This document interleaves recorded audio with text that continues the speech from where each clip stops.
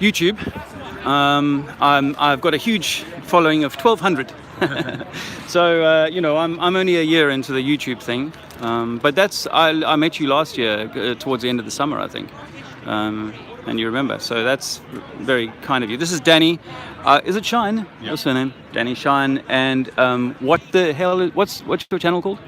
My Social Experimentalist. So, that's it. I should remember. Social Experimentalist. Fantastic guy. I've listened to a lot of his stuff. However, I've come a long way since I started listening to Danny Shine, and I've found out things that we don't agree on, which is cool. One thing we were just talking about, Danny was talking about, I want to let him expand on, is the idea that we are, in your words, a blight. Is that right? A blight on the planet? Well, I don't particularly concentrate on that. What I would say is that what I've come to discover is I think that we are poop machines. Yeah. We are factories. So it's walking poop. Creating manure. Singing and dancing poop machines. And the only thing, if you look pan around here, the only thing that is consistently being produced by these people here is poop. Right? Poop. Out the back door, do you mean, or verbal poop and spiritual poop? As well. I mean, loads of verbal poop, right? Yeah. But I'm talking about, excretion. These people are all going to dump probably once at least today. At least once They're today. Like me, it's more than that. Yes, right? yes. I personally produce a huge amount. We're literally full of shit. Yeah, It's fair to say, yeah. And I'm not being unkind when I say that, but we eat and it turns into shit. Right. And it doesn't all come out on day one. Exactly. Yeah. Right. Yeah. And so that's what I think we are, and that's why I think the idea of reproduction, even though I've done it 3 times, is insane on so many levels. It's insane and immoral on so many levels. And one of the reasons is because of this realization that I've only come to really in the past year. Various realizations. One of them is that we are poop machines. Fundamentally, and therefore, why are we bringing poop machines in? And as I said to you before, that there is a place on the planet, right, where you and I have exclusive holdings of our poop. Yeah. In little bags of nappies, non-biodegradable nappies. Yeah. Somewhere on the planet, there's a pile of poop with yours, my name on, mine, and a pile of poop with your children's names on, Yeah. my children's names. Yeah. On, yeah. And why are we bringing in more of that? That's just for a starters. That's just the beginning of that. Okay. Right? Yeah. And then of course there's all, I don't know what happens to all the poop that we do the rest of our lives if it gets broken down or whatever. Yeah.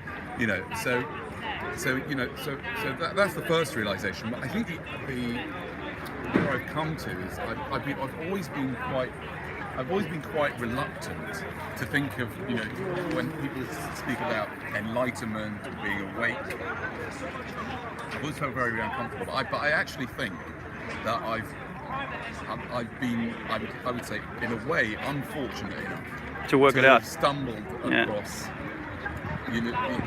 To work out what's going on, right? Okay. And my understanding now is that first you work out and you see that life itself is about exploitation. Yeah, it's DNA replicating itself, and in order to replicate itself, nature doesn't give a toss about what happens. It doesn't give a toss about whether you get cancer or your children are born with 2 heads or there's a tsunami. It doesn't care anything. It doesn't care about. I would so if you've got nature bringing you into this exploitation. My children, the minute they're born, they start being exploited by their parents. Oh, lovely cuddles, all that. That's exploitation. Be a good boy. Right? And be a good boy. And then they're exploiting their parents, cry every time they want something. And all that exploitation goes on for years and years and years. Yeah. Even after the children are older, they're still exploiting their parents. Right? And then there's the exploitation of the animals. All the meat-eating people. They're all exploiting thousands of animals, 5,000 animals per human being's life. Wow. Yeah. So they're being exploited. Wow. They're exploiting all the natural resources. They're exploiting the earth, the natural resources. Even plants. Some people say right, but we have to munch them up. So the whole design of this game, I see it as a virtual reality game. Okay. It's a brilliant and incredibly profoundly brilliant and profoundly stupid and dark game. Okay. Right? the amazing profundity, for example, of understanding that that this is a virtual reality and that this is all data. That's amazing, right? And the human body is exactly another example. What an amazing thing! These eyes, how the eyes work. Yes. They can break. Like my mother-in-law was blind, right? So it's this. What caused the blindness? Do you know? A genetic disorder. So we don't really know, because when we put things into genetic disorders, it's like saying, well, we don't really know. Well, what if I was to suggest to you that a lot of the poisonings and the sicknesses and so on have been introduced on purpose? So, that may be the case. Okay, because maybe there's other people who think like you. It doesn't really matter if they've been. It doesn't matter if they've been. But if we blame nature versus if man put it in, can you see the difference? If you want to try and justify nature, nature is responsible for the huge amount of suffering amongst animals. Animals get ill as well, not because we did anything to them. They got ill over the years. It's imperfect. Perhaps it's imperfect. They eat each other up and die.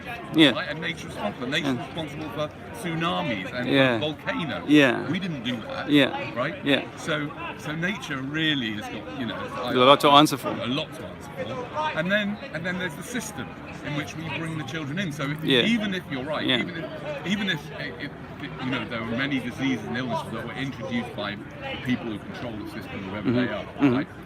Then I still blame nature for that, because nature's created us in such a way that we are basically selfish and exploitative, and there's going to be a small percentage of psychopaths who will exploit that ability absolutely and to feel empathy, and therefore they will all the way to exploit. Right?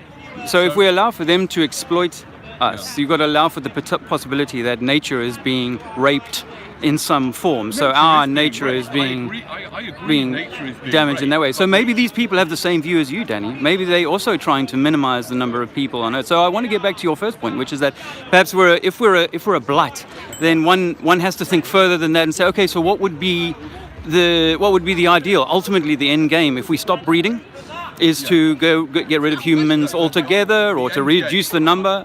What's your thinking? I think, in a way, the answer about the end game is it's okay for a bit of entertainment. It's not really relevant, because the end game is not going to be.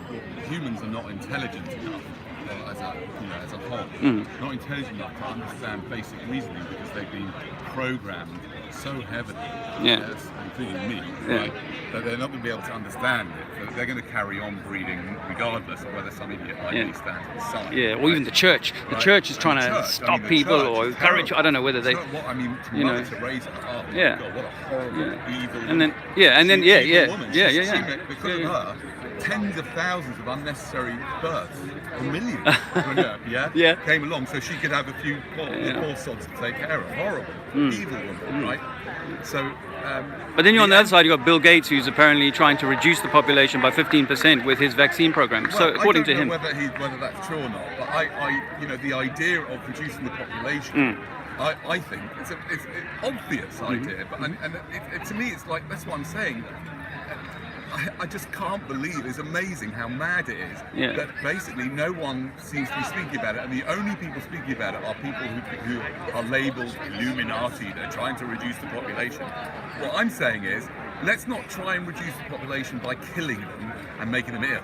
Let's just reduce the population by not bringing them here in the first place. And you can have a great life if you don't have children. You have a fantastic life, despite what the mother says. How would I know? Because I know people who don't have children. No, but you have children. I don't understand. So you're just relying on someone else's word. Yeah. And everything that you've said, I love listening to you, because you don't practice anything that you preach. You talk about exploitation. How many people were exploited to make your Schlesinger socks, your Sony headphones, to live the cushy life that we both live in London? How many people were exploited for that? You have children. I'd imagine the happiest moments you've had in life were experienced with your children. I would assume. I don't want to. But for most people, that's the case. And so you're saying, for me, I'm going to have my children. Welcome, guys. I'm going to pass on my. I'm in Speaker's Corner, obviously. I'm going to Danny and enjoy those incredible moments that we share together. I'm going to help shape this person into someone who can contribute greatly into society. I'm going to take great pleasure knowing that my children have gone on to make the world a better place. But I don't want anybody else to have that, because that happiness is for me. I made a mistake, I had a child. Is that something? And we can't curtail our bad behaviors, because this is really the nub of what you're saying, I think, is that we're so lost from nature. We're abusing the planet, as you call it, and we're not in touch with our nature. So we're just like these feral beasts that are going around gorging meat and buying headphones and all of this sort of stuff. So this is where I'm at is I wonder whether we shouldn't be saying, well, is it going to help to say, have you heard of the Georgia Guidestones? Hey, they say to reduce the population to 500 million or something like that. Okay, so let's just say that's a real thing, and that's where people want to get to. I mean, I'm not sure. I'm one of those people who doesn't believe the census data as it is. I don't know that we're 8 billion people on the earth, but I do have an issue with saying, well, we can't curtail our bad behavior, so the best thing to do is to wipe them all out or to stop them from breeding. And I think we've given up on humanity in that case, and that's what it feels like. Well, I have given up, but I'm going to come back. Please do. Is there anything else you want to say? No. So this is not great for live shows. What I want I've started introducing, and I'd like to alter this as a practice for those people who are watching, is something actually I saw recently, like someone who's teaching me reading technique. So when someone asks me a question, especially when it's got a little bit of an accusation, It's just you're making a strong claim. That's why. Oh, this is the meditation moment. We're going to have a meditation. 30 seconds. So when someone asks me that, right, well, I count a little bit. What I've done now is, and I'd like to invite everyone to do this, you as well, right? I think it's a very, very good technique, is to breathe in and out through the nose to the count of 4. So like 4 seconds. So the way I do it is like 1 count, 2 1 count, in and then out again. And I'm going to do that a few times, and then I'm going to repeat it.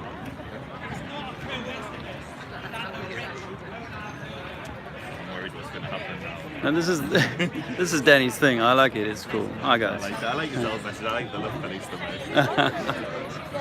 Hi friends. I'm doing the breathing.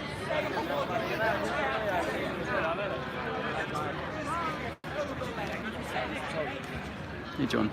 Okay. Firstly, Squirrel. Hi. don't forget, I am. I am just sharing an idea, and that's a lot. Number 2, I no longer eat meat or milk products.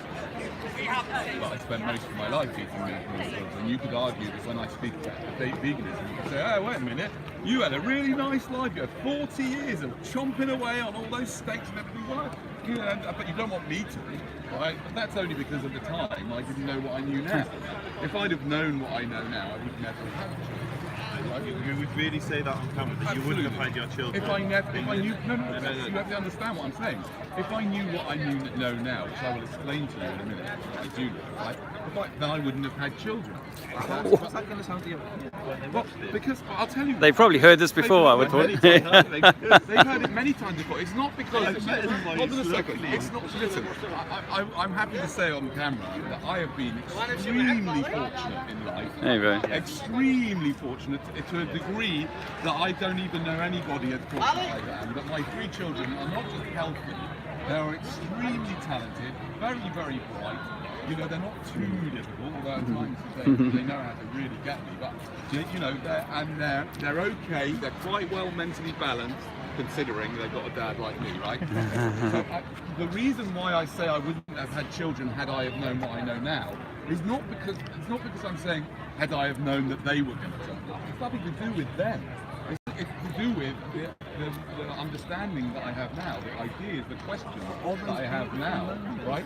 Now, all those beautiful moments are very beautiful, but they do not justify what I've brought in here. For example, I can give you lots and lots of good reasons. I'll come back to that in a second, right? But just to let you know who people come here, I am advocating the stopping reproduction. Yeah. And so, further than that, I am involved in creating a new political party whose sole platform is to make reproduction illegal. Huh? Reproduction illegal. Illegal, yes.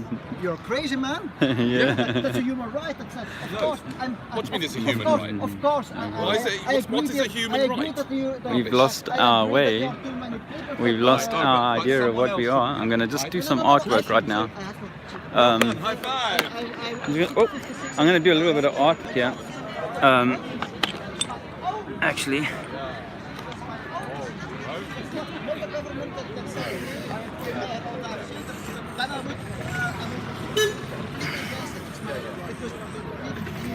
how are you guys doing? I think it's been a couple of weeks since I was here.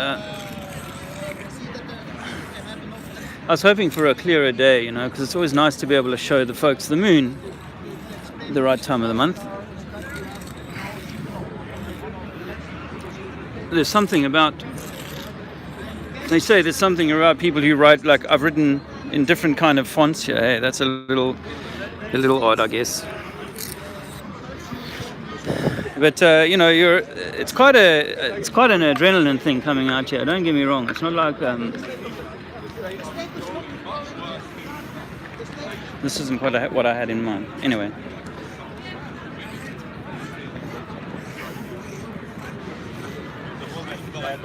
I can't really stop and read comments just now. I hope that you are all well.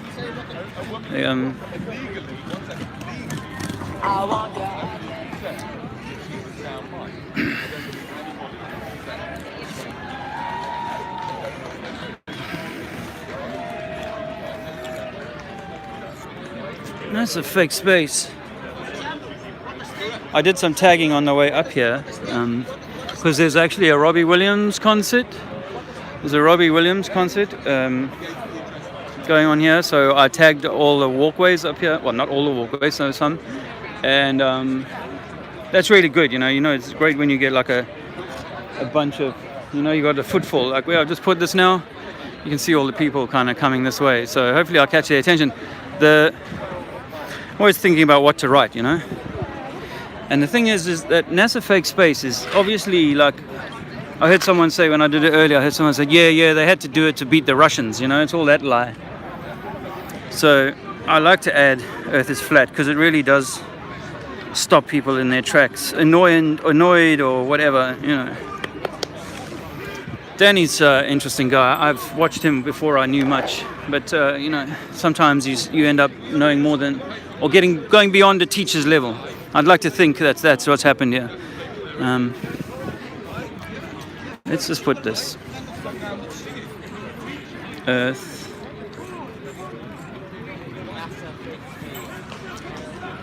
Not.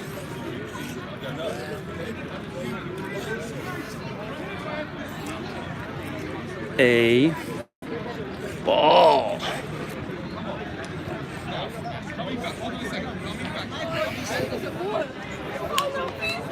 Yeah, the Earth is flat, darling. You know. Yes. Go, girl. Oh, how about that?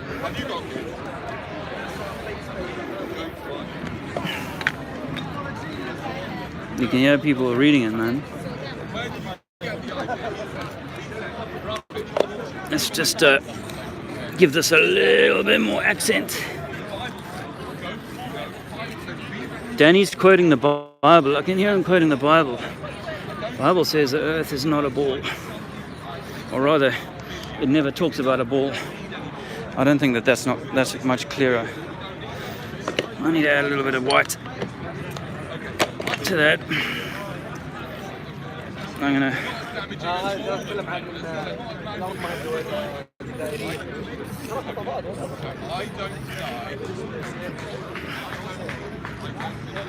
yeah, I'm telling you guys, this chalk thing, if you've got the time, get these big chalks and go and hit the roads, man.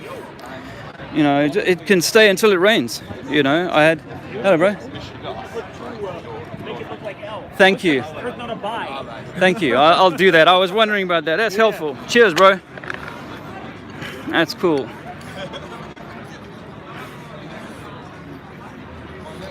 How about that?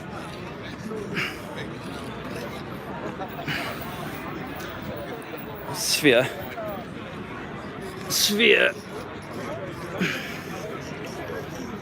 Unless we're talking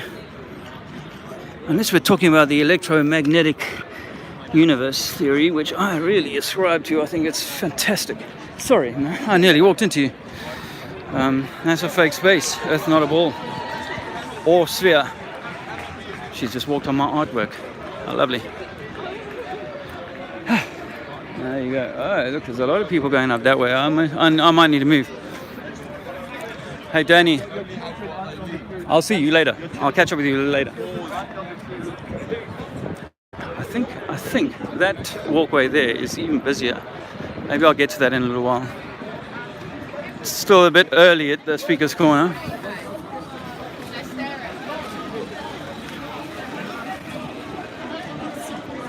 Yeah, look at this.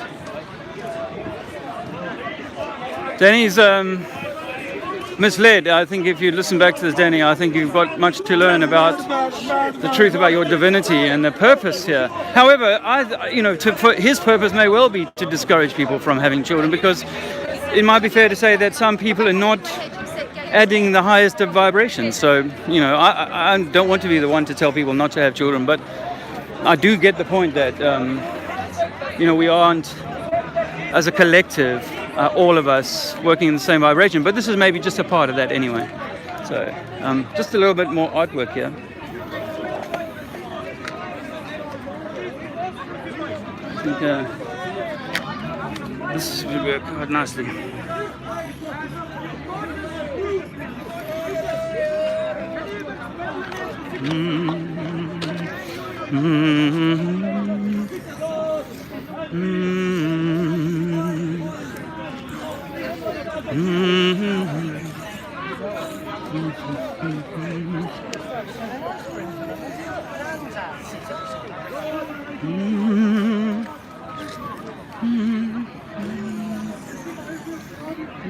Same kind of A this time. How about this?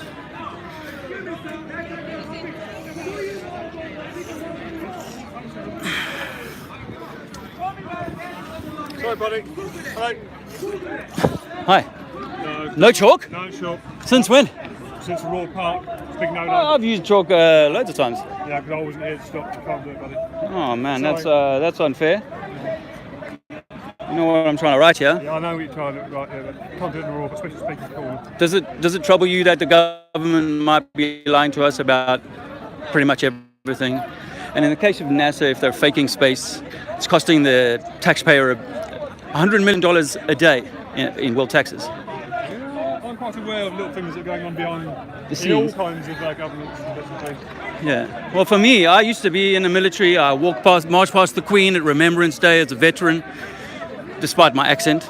And yeah. What part of it did you? My wife's up. Oh, fantastic. What part are you? I'm Dave.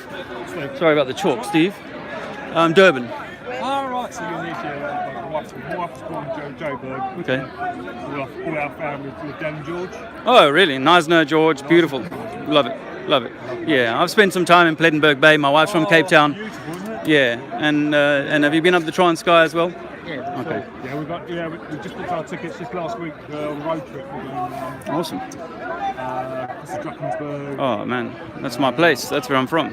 So, yeah. I want to do the battlefield sites as well. Really? Just to say that. Islandwana and all the British ones, you mean? Yeah. Oh. Just that side. I've done a lot of the Western Cape, so the Eastern Cape I haven't really seen a lot of yet. So Okay. Okay. Well, let me just grab my chalk here. I don't want to lose it. Yeah, I've been here 25 years. I was born here actually. My parents migrated to South Africa when I was 6 months old. Yeah. So I ended up doing my national service. I felt like a South African kid. I grew up there, did my national service, ended up in Angola in the tank battles in 1987. Wrote a book about it 5-6 years ago. Ended up, giving a copy of the book to Prince Harry. It turned out to be like a whole change in, like direction. Just 5-6 years ago, I was working with the government, and then people come to me and say, your battles were staged. Like the battles that I was in were pre-arranged by both American and Russian advisors in that thing. So that's quite a huge slap in the face for me. And then you start finding that other battles, like, say, for example, the Vietnam War was started by a false flag attack, you know, in the Gulf of Tonkin. They admit that now. They attack themselves and they go to war. And this is what we've been doing all along. Steve, this is what we've been doing all along to humanity. And so it became beholden on me once I learned of this to start telling people that, heck, nothing is what you think it is, you know. And I'm not trying to call out the bad of that. I'm just trying to tell people that actually there's something more loving going on here than we've been led to believe. So this idea is, well, I come to Speaker's Corner, that we're at enmity with each other, that we want to have the Muslim Christian thing, or the Jewish this thing, or that black white thing, all that Hebrew Israelite, all of that, that's all constructed. The Angola South Africa thing, the communist capitalist thing, constructed. You know, and so I'm lucky that I'm a veteran of war. So when I say to people, I'm not disrespecting war or veterans, you know, but I see now that there's a hidden hand controlling these things. Some people say it's just the bankers. Some people say it's the religious orders or the royals or whatever. But I think it's deeper than that too. Deeper than that. Esoteric, hidden, something. But like, I never got into religion, although I was brought up as a Christian household. I never got into religion, but I now understand the kind of responsibility that a guy like Jesus, if he existed, or a guy like Muhammad, might have felt to go out to people and say, hey, you've been lied to. You are divine. You are beautiful. You are part of this creation. What we are meant to be doing here is finding ways to come back to our essence, our brotherhood, our connection, our oneness, and all that sort of thing. Not through a system of governmental controls and one world government kind of financial economic system that has everybody eating out of Tesco's, everybody eating shit food, getting cancers, going through an indoctrination system that has them thinking less of themselves rather than more of themselves, because we are meant to be at the pinnacle of what we are. But actually our education, my education, what I see today, what TV, porn, you know, you name it, gaming, all of these things are designed to minimize and rob us of nature. Yeah. We sing from the same. Wow, Steve, The well, only thing where I'm slightly different, I mean, I look at it, what my concern is we are taken away from the attention of nature. Yeah. Focus should be, we should be looking after Yeah. the planet. Yeah. Not looking after Yeah. Yeah. This is different, because if you look after the planet and our resources, humanity's side will then come. Okay. Because that's the way I look at it. Okay. If I can offer you something as food for thought, Steve, that is that the idea of scarcity, the idea of shortage, the idea of too many humans and too little space. I was just talking to the social experimentalist, you might know him, Danny Shine. Yeah, and he's like of this idea that we should be curtailing the birth of, you know, he wants to have a political party that curtails the birth, you know, makes childbearing illegal. Now for me, that's the complete antithesis of what actually nature is all about. And the reason we think in terms of shortage is because we've been systematically put through the mill. We've been squeezed into these detention centers, we call them cities. We've been forced into a production line system of food, which means that we can no longer fend for ourselves. We're no longer in nature, with nature. Children today are frightened. They see my little baby boy, he's 2 years old, walking around barefoot, and 5-year-old children say, why is that child not wearing shoes? 5-year-old children know that already, that they should be in shoes rather than you know, earthing themselves, connecting with nature, being out. My son will walk and Steve, he will find fruit and say, yes, I can eat this. No, I can't. The other day he found a plum tree. I was like walking past this tree for years and never knew there were plums. Now we're always picking the plums off the tree and so on. And this is my 2 years, 2 months old boy. Because I've realized now that with my older children who are in university, I've realized that, well, I just gave them the same indoctrination that I got given, you know. So I've started a little YouTube channel. I've got 1,000 followers, you know, so it's not very big, thank you. But, you know, I'm able to go live and do a live stream and go out and try and generate interest in people going out and being, you know, not stoking the fire of let's go and storm the Downing Street or any of that kind of mindset. It doesn't solve anything, and Downing Street wants that. Actually, this system wants me to get angry. The system that's what religion does to people. It makes them choose sides. And I can't choose a side. I want to try and find a neutral way that says, hey, if we all collectively learn this about ourselves, stop the bickering, stop the squabbling. I talk on NASA. Yes, it's 50 years since they went to the moon, right? And with with technology well, I mean, if you think about a car 50 years ago and a car today, or a computer 50 years ago and a computer today, but rocket technology, the billionaires can't go on holiday for a few days up in outer space, as it were. They can't, let alone go to the moon. So no, we didn't go to the moon, and I think that we can't measure any curvature or spin of this earth. So I talk on the idea that the whole of science has been given to us, handed down by this hidden hand, and that everybody has this. I used to think that I was from evolution. I believed in evolution. I thought I was out of Africa, actually. I bought into the out of Africa 70,000 years ago stuff that beautiful female doctor puts on the BBC put out for us to kind of watch. So I forget her name now. It's been years since I followed Cox and her and so on. But actually, what they're all doing is trying to. They don't know it, maybe. Like a priest doesn't know that he's maybe selling you something that isn't quite true. Some of it's true, but not all of it. And the same is true with our science. Some of it's true, but not all of it. And so when you start to unpick that, you realize, my God, this may be your creation. This may well be the thing that you came here to experience as as a fractal or a representation of God itself, his self, itself, whatever. No, I didn't believe in any of that. I really didn't. And I'll tell you why. I went to Joburg on a book tour, and this Jewish dude, pal of mine, I'd known 25 years before when I worked in the nightclub thing in Cape Town. He's like, Joe, he says, come try this DMT, man. It's about your third eye, your pineal gland. Oh my God. In 5 minutes, I found God. I found a creator. I found that we were not material, but we were like a waveform. How that's been inhibited over the years. Yeah. Fluoride. You know a lot, man, for a guy who's in the system. Much respect. Wow. So, yeah. Well, I'm really glad to meet you because, and it's good to say. Okay. I've seen you a couple of times on YouTube, bits and pieces. Yeah. Watch stuff and yeah. We will talk more. Yeah. When's your holiday? When do you? South Africa. Yeah. Until next April. Oh, okay. Oh, lovely time. We had a braai yesterday. You're the man. A braai. If you don't know what he just said, he said a barbecue. Steve just said a barbecue. And I'm really glad to be. And of course, the people that are listening, it's like, I'm not trying to rub up against the system and say to the system, because I worked in Westminster City Council for years, 10 years about, City Hall, 64 Victoria Street. That was where I worked through the 90s and early 20s. So I've come from inside of the system in a way, and so I realize that most of us are just kind of doing the best that we can given this situation. But once we have this empowering knowledge, then I think that we can continue doing what we do it in a way that we can enrich humanity over the decades to come. That's where I'm at. We've all got the same path, we've got the same goal. Nice to meet you. Really nice to meet you. Yeah. Cheers, Steve. All the best. Tot ziens. Yeah, tot ziens. Yeah. Oh, and it's that's really cuck.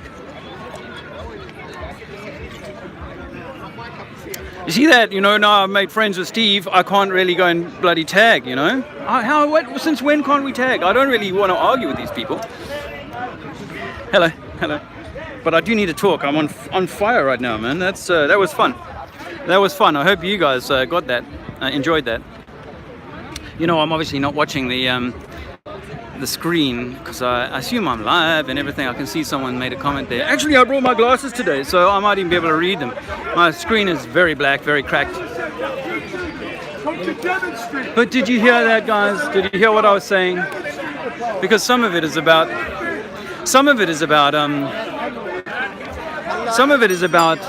us. Sorry.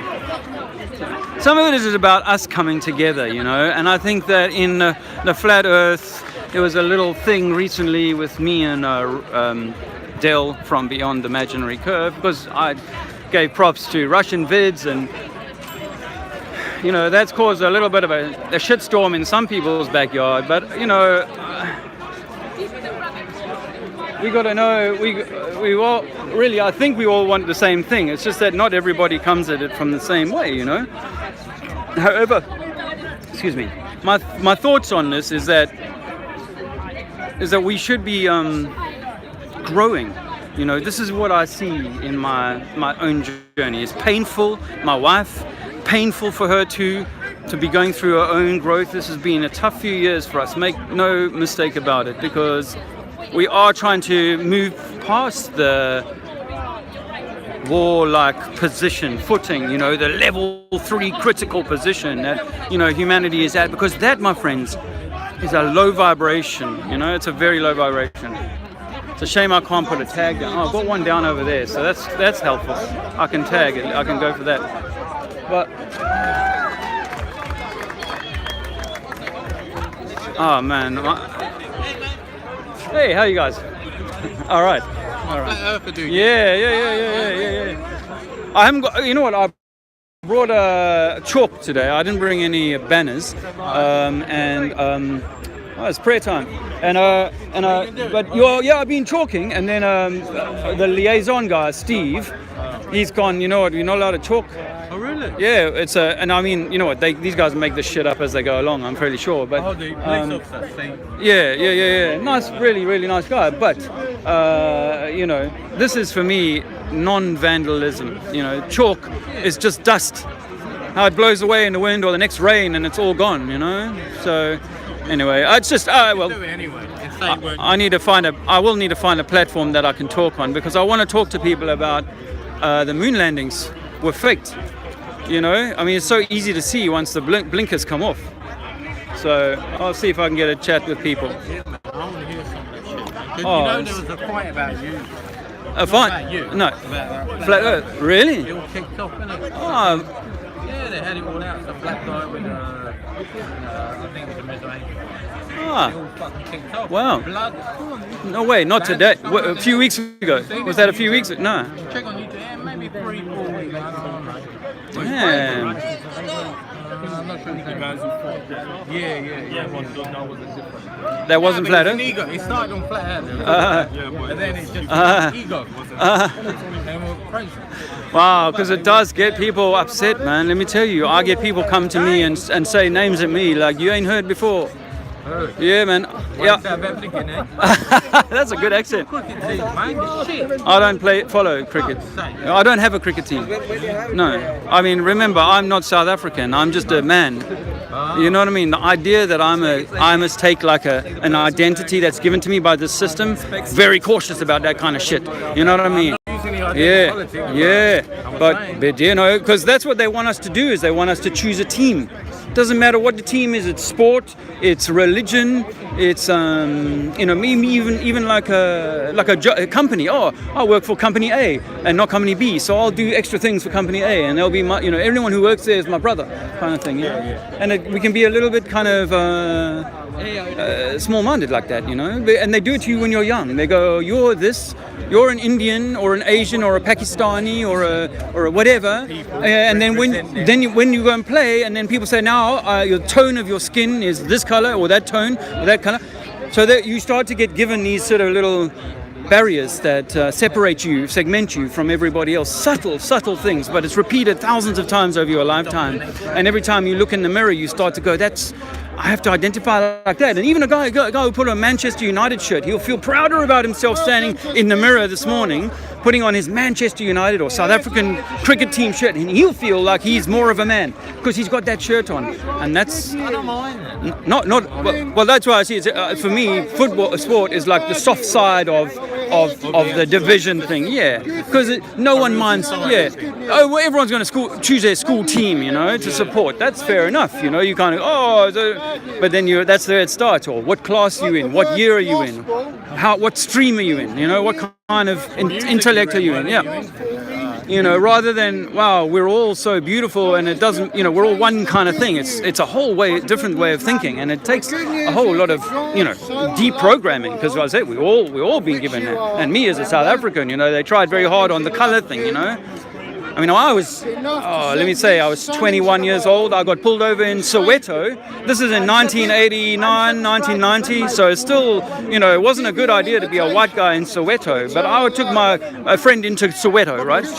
I dropped him off. I'm driving back out, I've got the music up loud, and I hear this helicopter chappa, chappa, chappa, chappa overhead. I'm like, that's funny, I wonder what they're up to.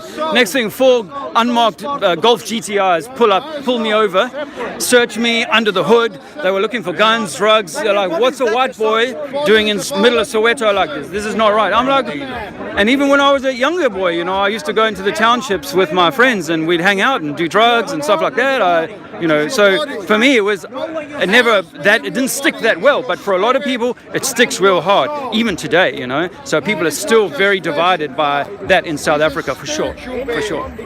So, but this is the only way we're ever going to deprogram that is when we start to realize we're only one. But I come here and I meet people, everyone wants to divide. Oh, I'm separate from you because I'm Sunni, I'm Shia, or I'm Roman Catholic, or I'm Jewish, Protestant, and this is how it keeps going. And on all of this is about choose a team. Your parents have given you a team, your town gave you a team to support. I'll choose your team. Which is like the middle team, which is like the neutral team, you know? What do you say? You can't do it then? What, the chalk? Yeah, I can do a little bit. I mean, I reckon you can do it. you know. That's why Yeah. Well, no, he'll know it was me, but that's why we give I put in chalk on the ground. Like he want to do the flat Yeah. and show how he is. But well, not just with the flesh. The main I did. So with the inner man. Yeah. The body is temporary. Yeah, he's the very, very nice guy, actually. Very, very nice guy. But it's like this is doing no harm. Yeah, maybe a diagram of the Earth, because when you think about the Earth as a ball, it starts to. Yeah, North Pole. You got to. I mean, I'm trying to steer away though from trying to push people down the flat Earth rabbit hole, because they need to know that the Earth is flat. Ultimately, they need to know that the Earth is not a ball, and it's like some kind of planes of existence, and when you go up in a plane, you can see like a parallel or horizontal cloud bank. Everything is kind of in layers. If you think about gases that are going above us, they're all going to be up in sort of layers. But when you try and look at those layers on a ball, you will notice that if they're going to float upwards, the lightest gases are going to sort of migrate to the top of the ball. It's going to be a weird thing, But no, people say no, gravity, very weak gravity, will hold those light gases to the outside of it, on the side of the ball and all that bullshit. So when you see it as a drawing. Why can't you do it? What did I say? What, the drawing? Oh, just because the Royal Park's no chalk is in a summary. Hello, mate. Maybe I can talk to them. People love me. They might like you more though. Yeah. Hey, you get black dude to do it. You identity politics. Oh, yeah, no. Yeah. Are you a black? I don't know. I hadn't noticed. White chalk. Okay, sure. Yeah. No, can you say coloured chalk and get away with it?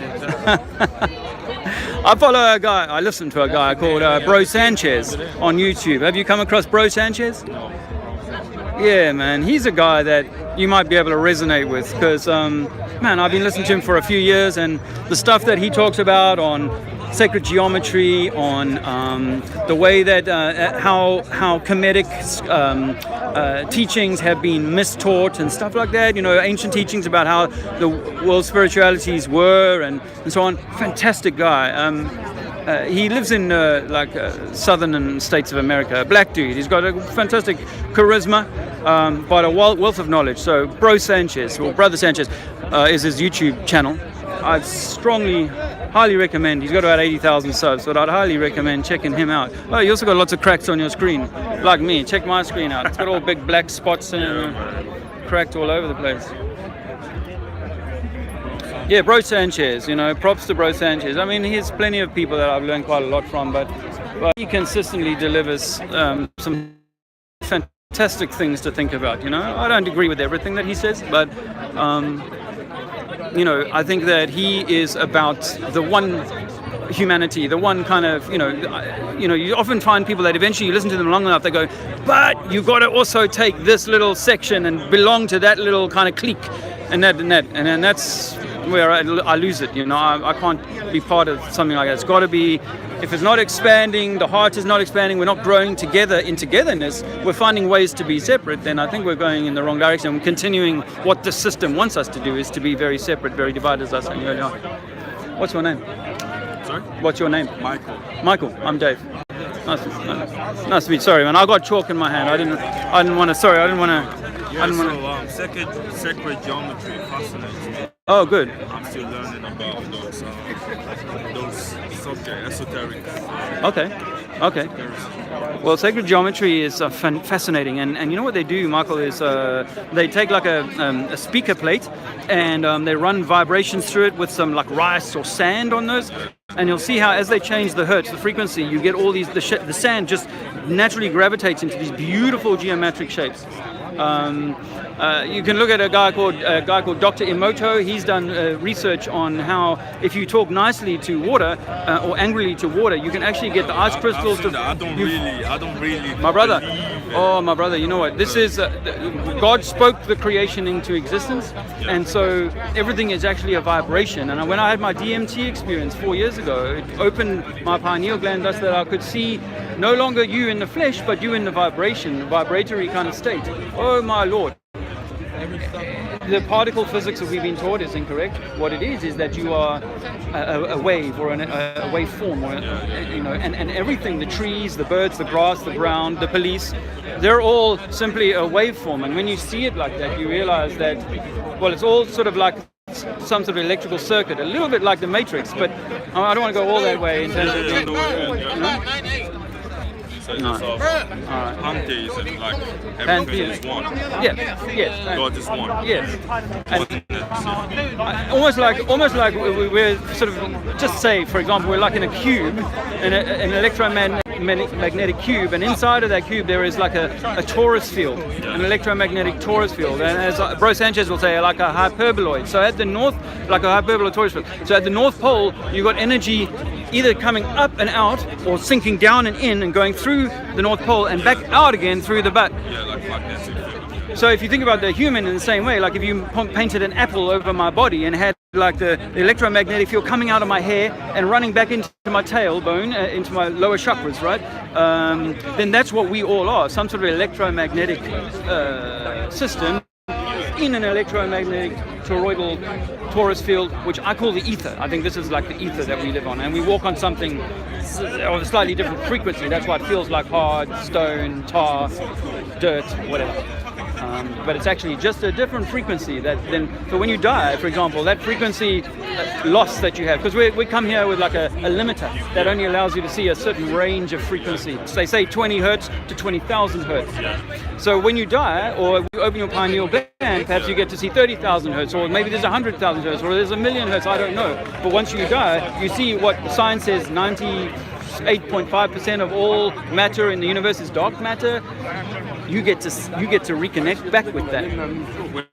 When you die, how do you see? Are you conscious when you die? When you Well, die, this is okay. Now we're into my theory based on research that I've done. Because remember, I was an atheist 5 years ago. I was an atheist, man. No God, no belief, no nothing. Then I had the DMT experience, right? So then I've done a lot of research on that, and I've done the Chango or the DMT one more time since then. So I've had chance to kind of see this more, and when I first had the DMT experience, I called it a near-death experience. It was like I died. So it was like a door had been opened to me, and I suggest to you that when we die, the door is opened back to us, so that this might be a sort of a form of a pause in the eternal you, or the eternal energy that is you. This lifetime of 80 or 100 years might simply be a brief pause in that story. So you come here, you come to learn something, and then you go back to where you come from. And so if it's true that this is one creation, there is one God, one creation, then we are of that one God, that one creation, which means in a sense we are a fractal of God. So when you go back to God, you return with your knowledge, experience, life experience. Have you achieved your mission? Have you achieved what you came here and set out to do? And then if not, perhaps you come back. I don't know. This gets into afterlife and so on. I don't really know. I just know for me that death is actually something to be looking forward to. Not that I want to bring it on anytime soon, but it's not something. It's not the end of the story. It's just a continuation of going back from whence you came. I think when I had the DMT experience, I felt like all knowledge of humanity, future and past was in me somehow. Somehow I was connected to all of that. So that's what I think will happen, is that when you die, you will go to that And if you've learned what you've learned, then you've learned what you learned. If you haven't, then maybe you come back, but not as you, Michael, but as another child that's born into another family somewhere else. And we could argue that that's happening all the time. Constantly, people are dying, returning to the source, and constantly people are being born and coming back in for an experience. What we do with that experience is shaped by the world around us, as I was saying earlier on. And the world around us has been misshapen for decades, centuries perhaps, about, this crazy Darwinian idea of us being monkey evolution, we got to be dog eat dog, like Danny Shine was saying. We're just horrible poopers, and we should be culled, and we shouldn't there shouldn't be enough of we should be cutting humanity out. I'm saying actually we are meant to be learning and not giving up on humanity. We are meant to be learning about how we nurture nature and not giving up on humanity. And this is why I'm here on a Sunday, trying to kind of inform people that actually you might be the creator yourself, and you're meant to be finding that divine spark in you, despite the system trying its damnedest to kind of ever let you know the truth about that, whether it be through religion, education, TV, you name it. All those things that are out there kind of distracting us or misleading us. How about that? Yeah, it sounds possible, yeah. Thanks, bro. Well, all I want to leave you with is thought that actually death is actually a beautiful thing, actually. Not and when we have a wake and we like, we're sad because that person's left us and stuff. But I think that, from my experience anyway, I lost, in that 4 or 5 minutes that I was in the DMT, I lost all fear of death. I was 46 years old. I developed a few little niggling fears of flying and shit like that, and I lost all of that in an instant. And the truth was, I was like, wow, I was immersed in the most intense love field that I could ever have imagined, beyond the clarity of things, higher than 4K, Jeff, higher than I thought my mind could do on acid or mushrooms or any of those things that I'd done before. I was like transported to a place where it was divine, it was loving, and I was like, shit, I want to go back, but at the same time, I'm not scared of if I went up when it's my time to go there. But it took me 46 years to kind of work that out. So if you know that now, I said, every 16-year-old should be offered the DMT. It should be like, this is what it is, this is what it does, would you like to do it? If not now, come back another time, but that's really up to you. However, once you do it, you'll have an experience, most people will have a transformative experience that it's hard to put into words, but for you, it's like your life changes and your outlook on humanity changes, for the most part, in the best ways. They use it for ayahuasca for like heavy drug abusers. Yeah, that's what I wanted to say. Like, you should, the outside of this ayahuasca plant from, where is it from? So it's Peru, South America, around there. Yeah. It's like the Mother Nature speaking to people or something. Yes, yeah. Mother Nature speaking to people. Exactly right, brother. Have I tried ayahuasca? Well, you have? No. No, haven't. Well, I suggest you do. I haven't. Ayahuasca is the DMT, but it takes about 5 or 6 hours, maybe 10 hours to work through your body. So you have a much longer experience. Some say the DMT smoke, like I did, is like a bungee jump. Fucking all the way to the bottom of the canyon and back again in just 4 or 5, 10 minutes, yeah? Whereas the ayahuasca is frightening, but also it's like a more a longer journey, and it gets you to the bottom, and you stay there longer, and then you come back again. And I recommend it. There are a lot of ayahuasca sort of people springing up around the UK or in Europe. It's illegal, I think, in the UK still. So you can do this, ayahuasca tourism, but I'm mindful that it's a very sacred process, and it's not something to be taken lightly. Do it in the right environment, the right setting, with people who know what they're doing and stuff like that, because it's a frightening. It was probably the most frightening thing that ever happened to me was the DMT. For 30 seconds, I was in terror. And then once that passed, I was in this love place. And I think maybe the terror was a period of me coming to terms with all the bad things I've done in my life up until that point. That's what it felt like. I was felt like all of humanity's sins or my own sins were being purged in those 30 seconds, and it was like horror. My mouth was a rictus of fear and screaming. That's what I was for the first 30 seconds of it. And then after that, my mother's voice came to me. She's dead. My mother's voice came to me and said, calm down, or I'm with you, and all that, and that. A voice like my mother's, I would say. And then a man spoke to me, and I was then just in love, and I was getting all this information about who and what I am, what we are, what this is, and so on. And I saw in the second, when I did it the second time, I saw how all of the trappings of mankind, the banking and the casinos, were going down into like a pit, into a vortex, and so on. So that gave me the sense that maybe, you know, some of what they say in the Bible about, you know, humanity kind of gets to a point where it needs to be reset, where there's a flood, there's a change, you know, a pole shift, or electromagnetic. You know, if we're in an electromagnetic soup, then all you need to do is flip a switch, and in a moment everything changes. That could mean that people either become something different, or this whole thing is wiped away. If you've ever looked into the mud flood theories and so on, about how a lot of our cities are buried under many, many meters of mud, and so that maybe 200-300 years ago we have had these sort of earth-wide events where everything just gets shifted in a day, in a week. Or is it in South America? No, you'll see that here in London. Cities buried. Oh yeah? Yeah, and pyramids. There's pyramids in South America. Hancock talks about that. Yeah. Oh, Graham Hancock. There's pyramids, as he says, all over the world, and these have been known about. The cultures that have been known about. For example, the story about the North America is completely, the history we're given, completely wrong. The history we're given about most Africa, the African story, completely wrong. You know, so I encourage you to kind of go back and look again. Hancock, for me, is like a gatekeeper.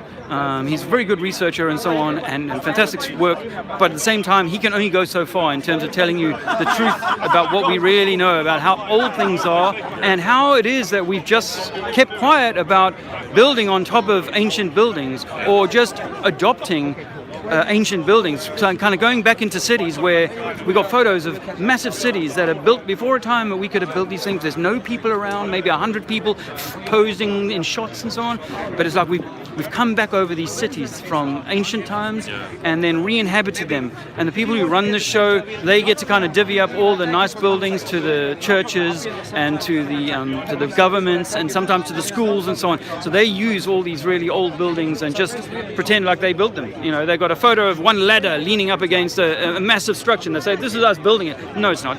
You came after the fact. You never built that. We never built this. You know, there's a lot of construction in the world that we can't match today in terms of its stagnant beauty. Pyramids. Yeah. Pyramids, and also just take Canterbury Cathedral. You know, Canterbury Cathedral was built by people who didn't have scaffolding. They didn't have machinery. Canterbury Cathedral. You know, Canterbury Cathedral down in Canterbury is 800 years old, and it's got these beautiful spires. I mean, you think about the best cathedrals. The one that burnt down in France recently. In Paris. What was it called? Thank you, friend. Notre Dame burnt down recently. Now that building is staggering in its beauty. Yeah. Built by people who were just lugging things on their back. If we go and repair those buildings today, it takes 10 years. You know, we put it up we hide it away. Canterbury Cathedral is under 10 years of refurbishment. I mean, these guys could have built the thing in about twice the time it takes us to simply do a few repairs to the roof. So how is that progress, or what is it that these people were doing that we're not doing today? So there's a lot of hidden knowledge about humanity, our story, and the truth about who and what we are. But it all comes back to, ultimately, they're deceiving us for some reason. That reason is much more than money. That reason is that you might well be the creator, having your own experience. What day? They? Good question. Who are they? They are... well, I was just saying to this police, Stephen, you know, that it's actually... If you look at a pyramid, you could take to the top of the pyramid, but just take the capstone off. Yeah. So that's the they. But just below the capstone, you've got the royals, you've got the banking, Hierarchy. you've got a hierarchy, a pyramidal hierarchy structure, and at the very top of the pyramid, less the capstone, is like these people that are in the know. Some people say it's like the Rothschilds, and you know, the banking dynasties, and then the royal dynasties, and then the papal dynasties that are almost at the top. But at the very top of the capstone is the mystery, and that's the man behind the curtain.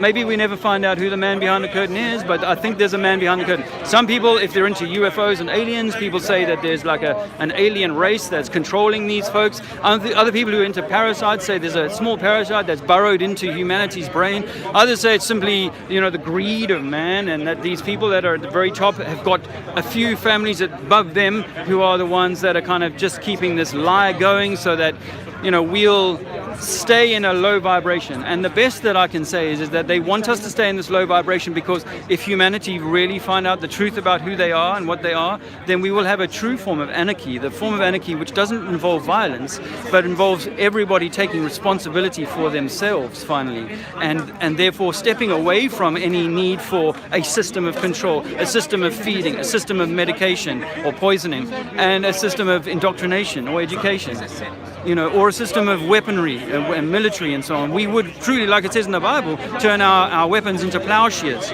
you see. And that's what really, I think that we'd get back to sort of living at a high vibration, at one with nature, more spread out over this world. So that means that all the land, trillions and trillions of acres of land that's in private hands or in government hands and so on, would have to be relinquished so that people could go back to the land that is their heritage, that we were sent to earth for.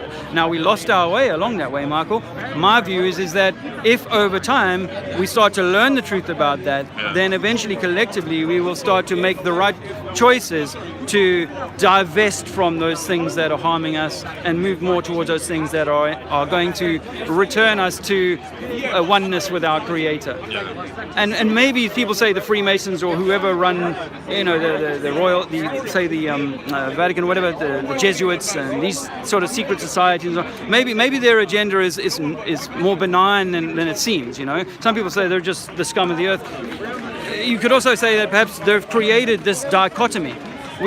Whether it be just the history of the last 500 years or 5,000 years, but they've created this dichotomy for you to say, do you choose to kind of stay off the yellow brick road and go into banking or go into pornography or going to spend your time, eating, drinking or doing all these sort of debaucherous things, or do you choose to stay on the kind of God-given road, that ideal road, somewhere in the middle? And if enough people start to do that, maybe collectively we will all move towards something more beautiful, something less violent, something more loving. How does that sound to you? Yeah.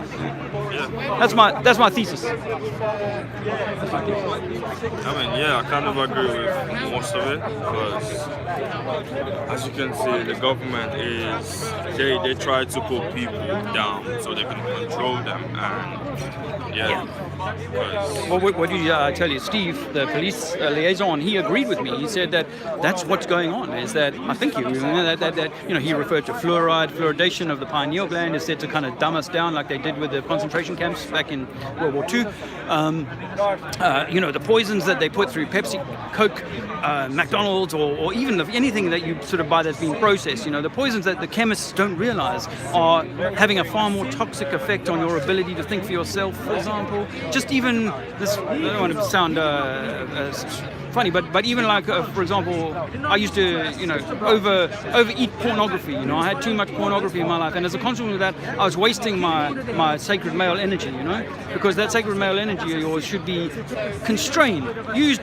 Obviously it's there to be enjoyed and there to but also constrained. So just like eating a cake is nice, but eating 5 cakes a day is going to cause you harm. And the same is true with your seminal fluid, which is part of your cerebral spinal fluid connection or family. So, and which is connected again to the brain, the pineal gland, and so on. And so, part of aging us, part of denying us who and what we are, is to kind of weaken us and reduce us. And these are things that have been weakening and reducing me, and have weakened and reduced humanity as a whole.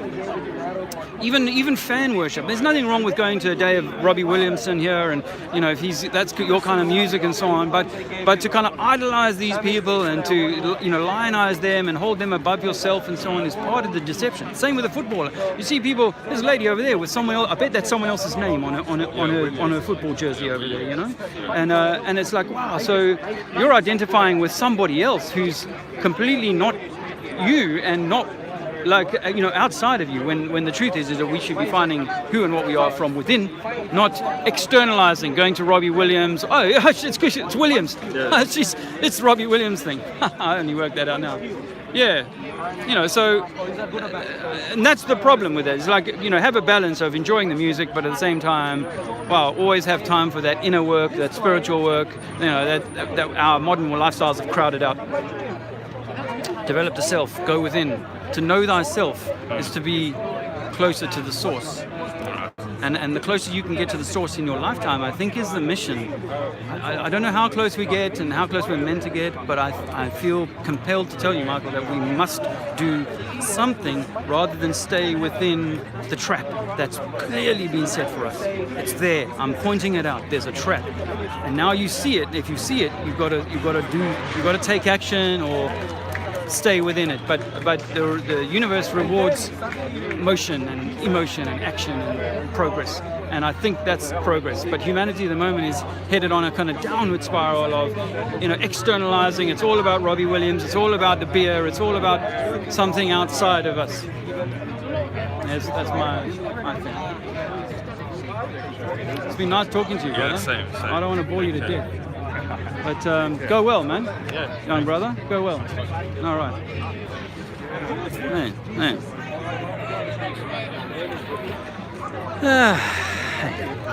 Well, my friends. I haven't obviously been following the chat. I hope that we're all being decent with one another. There's a lady talking. Let's see what she has to say.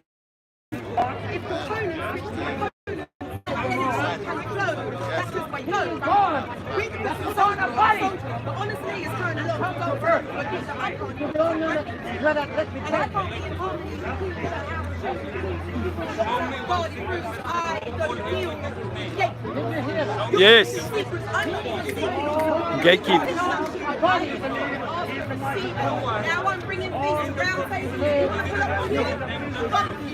Yes.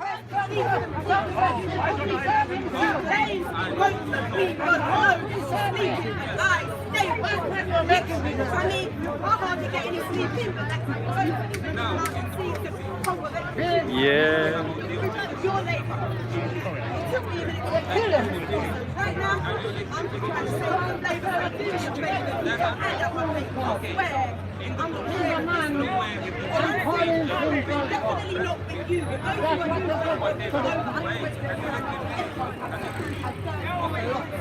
I may not share from my plate, but I'm happy to share from my plate. The ones that are top of my phone and my rainbow is a rare, rounded, rhomboid colour that exists sparkling on yours. Yeah.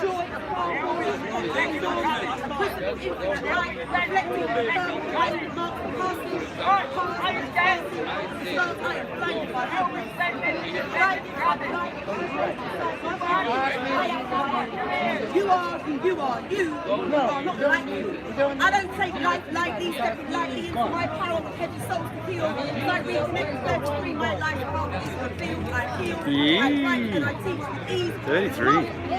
In my teeth. I know these. Whoa, sister. I lay lines, I flow like they can code you can believe in. I lay lines across this road that flow down writing with globe. resonating at the frequency of earth, this month burns twins. So now I'm coming like a light and familiar with the reality. Oh, I can see why you're mad at me. You don't understand what I'm doing. Well, I'm not properly saying that time. Well, I was travelling blind, but now I'm travelling time. I'm travelling life. It's your prison that you're waiting to sell by them.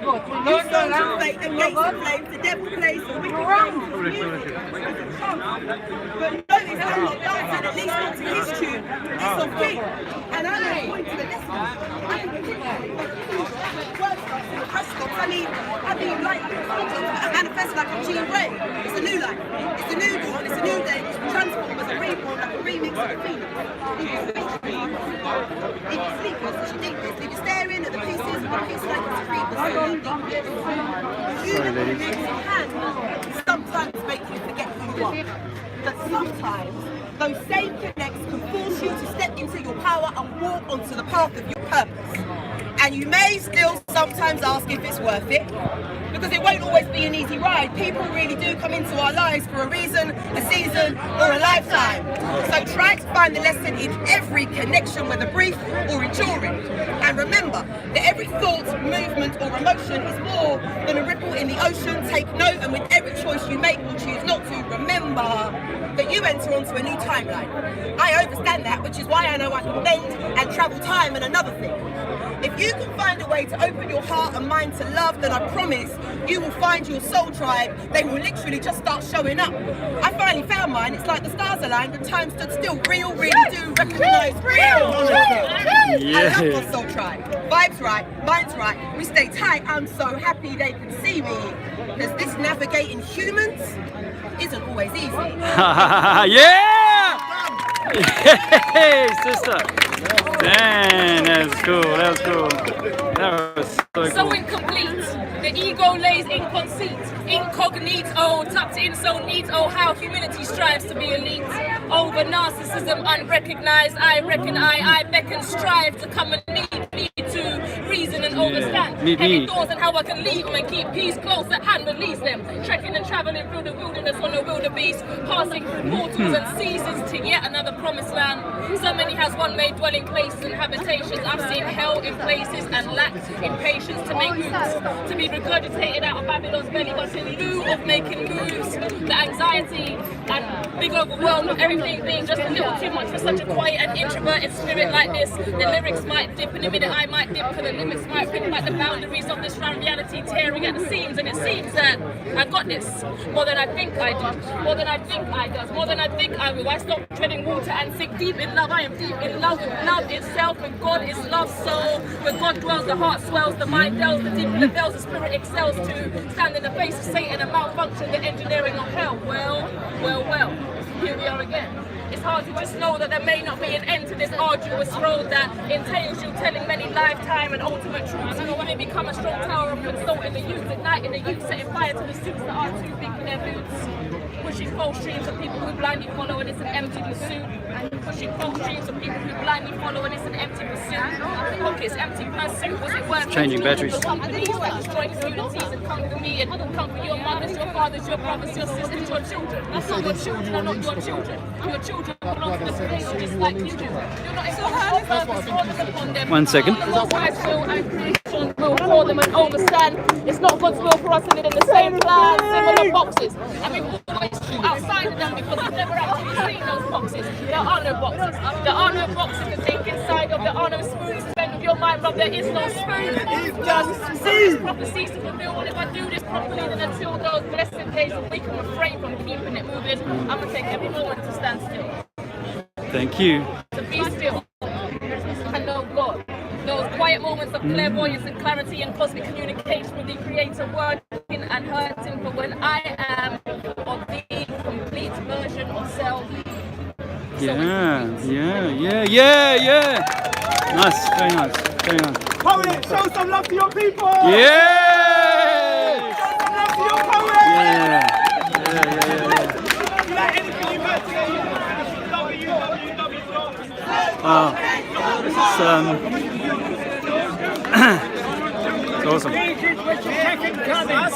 Jesus was the second coming. You are Jesus. You are Jesus. Jesus was the second coming. Why does anyone praise Elvis?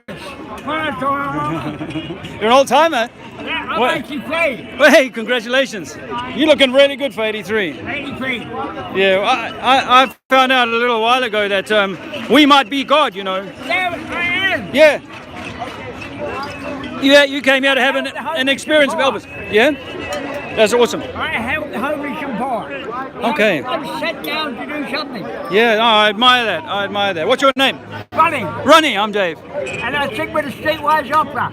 Oh, okay. That's Streetwise. Internationally. Okay. All over the country. Do they have a website? Yeah, it's Streetwise Opera.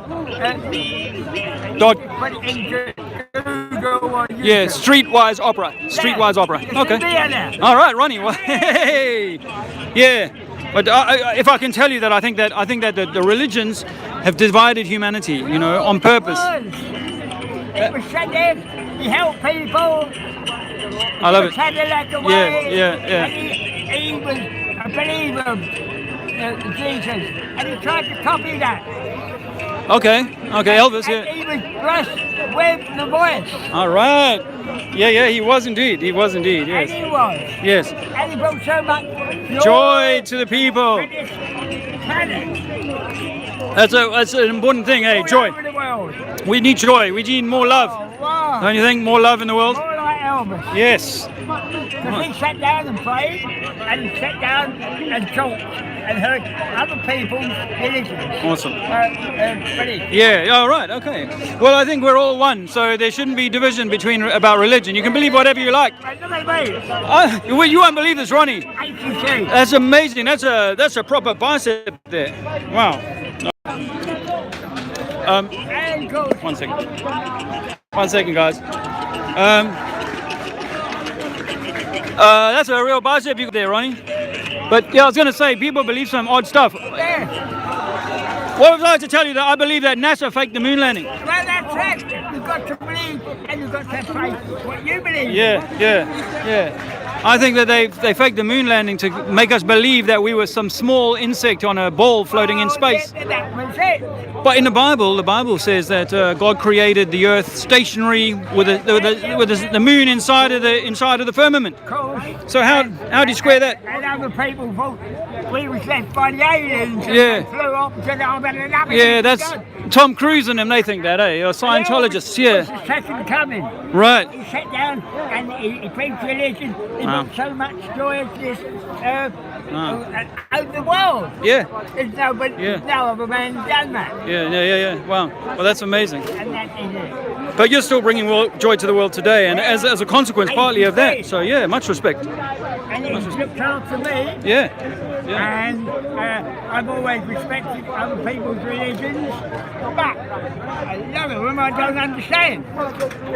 Well, love makes the world go around, I think.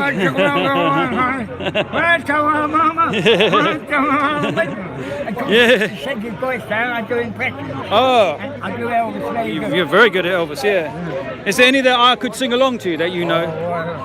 When I was alive, an old ship was the pup. Wow, you.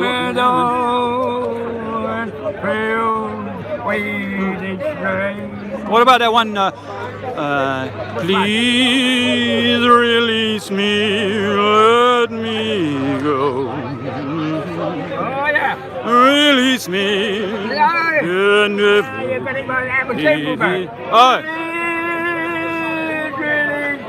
that's it. Let Me go. That wasn't Elvis. That was Engelbert. Thanks for clarifying that. Humperdinck, was that Humperdinck? Oh, right, yeah. Sorry. For some reason, I always thinking that was him. But now I'm glad you clarified that. No. Elvis, I think done it, but Covered on it. the track. Right. Yeah, covered it. Post Engelbert had a beautiful voice, and that what made him please release me. Right. Like that Monroe was a bus driver. Oh, okay. And he had a lovely voice, Matt Monroe. Yeah. And of course, anybody that's got a good voice must have been born with it. Yeah, you think? Yeah. Well, not today. They can use digital technology to make even me, I could sound like Engelbert. If he'd been born. Yeah, back then you had to have a voice. Yeah. You had to be born with it. But there again, I've got personality. Yes. And a good sex life, 8 children. I love it. I believe that you can't buy a personality. You've got to be there with it. Yeah. And make people laugh. Yeah. Make people smile. 8 children. Much When respect. it's fine, people smiling. Yeah, the whole world smiles with you. Lovely to meet you, Ronnie. Yeah, all the best, brother. I'll see you again. Yeah. Tell us the name of your street. It's Streetwise Opera. Streetwise Opera. And Piers Morgan is going to have him on his program. Piers Morgan. Oh, really? Oh, good. Oh, good for you. The Streetwise Opera there soon. There you go. Piers Morgan. Fantastic. It's England, right there where I live. Yeah. Right? When he's here, Yeah. he lives in Los Angeles. When he's back in America. Okay. And he's a lovely man. Oh, you've met him. Okay, well, that's good view. I haven't, but yeah. Oh well, great. The Yeah. Americans have done so much for it in the Yeah. Second World War. Yeah, didn't they? Apparently. Without the Americans, we didn't win the war anyway. Well, there's the bankers. No, the England didn't win. Who won the war? The Americans. The Americans helped us win Yeah, the war yeah. when they went into when Pearl Harbor got bombed. Oh yeah. We was at war with the Japanese Yes. and the Germans. Yes. But remember years ago, America was ready to attack England, Yes. Ireland, Yeah. but they never. Yeah. Do you think that's the bankers though that won the war? Because the bankers are banking for both teams. Well, no. The Russians helped, Yeah. but then they couldn't make up their mind. Right. The Germans overtake, and then Yeah. that was Yeah. it. Well, it's been really nice meeting you. Really nice meeting you, Ronnie. All the best, my brother. Much respect to you. Yeah, that's a fantastic grip. Now, you're a man for half your age would have a grip like that. Yeah. Hey, Ronnie the man. The angels are shut down to save you. Fantastic. Thank you, brother. Have a good day. Cheers. Hey, you know what? Sometimes I just don't have the heart in me to say, some of the things that I think about some of these things. Some of these things. I'm having a little bit of trouble with my battery pack here, guys. So if my stream cuts, it's because my phone has died on me.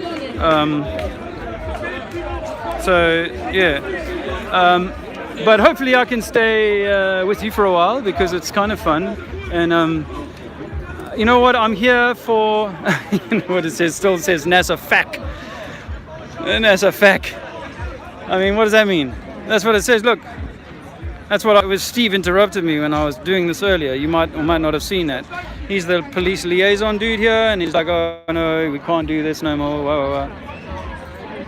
I was writing NASA fake space. Oh, I'd planned this out in my mind last night. I was like, I'm gonna write NASA fake space like that in sort of like a crossword puzzle.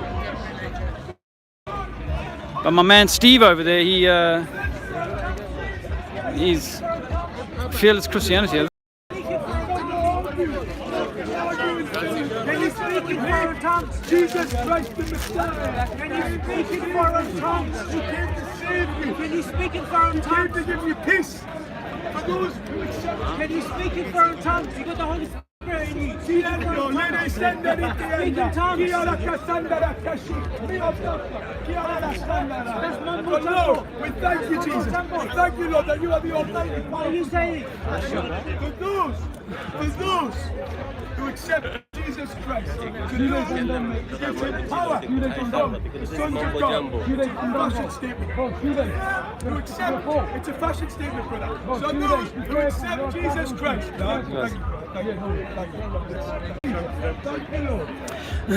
You know, it's not Looney Tunes. Thank you, Jesus. Like a T-shirt. Thank you, Lord. Who's Jeremy Coleman, the biggest champ in world history. Oh, okay. All right. Okay. Well, that's a pretty strong statement. I don't have a view on politics, so I don't mind. But well, he's become that guy. People hate him now. I don't hate him. Or not hate him, but he's. I think he's really good. You mind if I ask you if who's going to be prime minister next? Probably Boris Johnson. Yeah, that's what I heard. That's what I heard.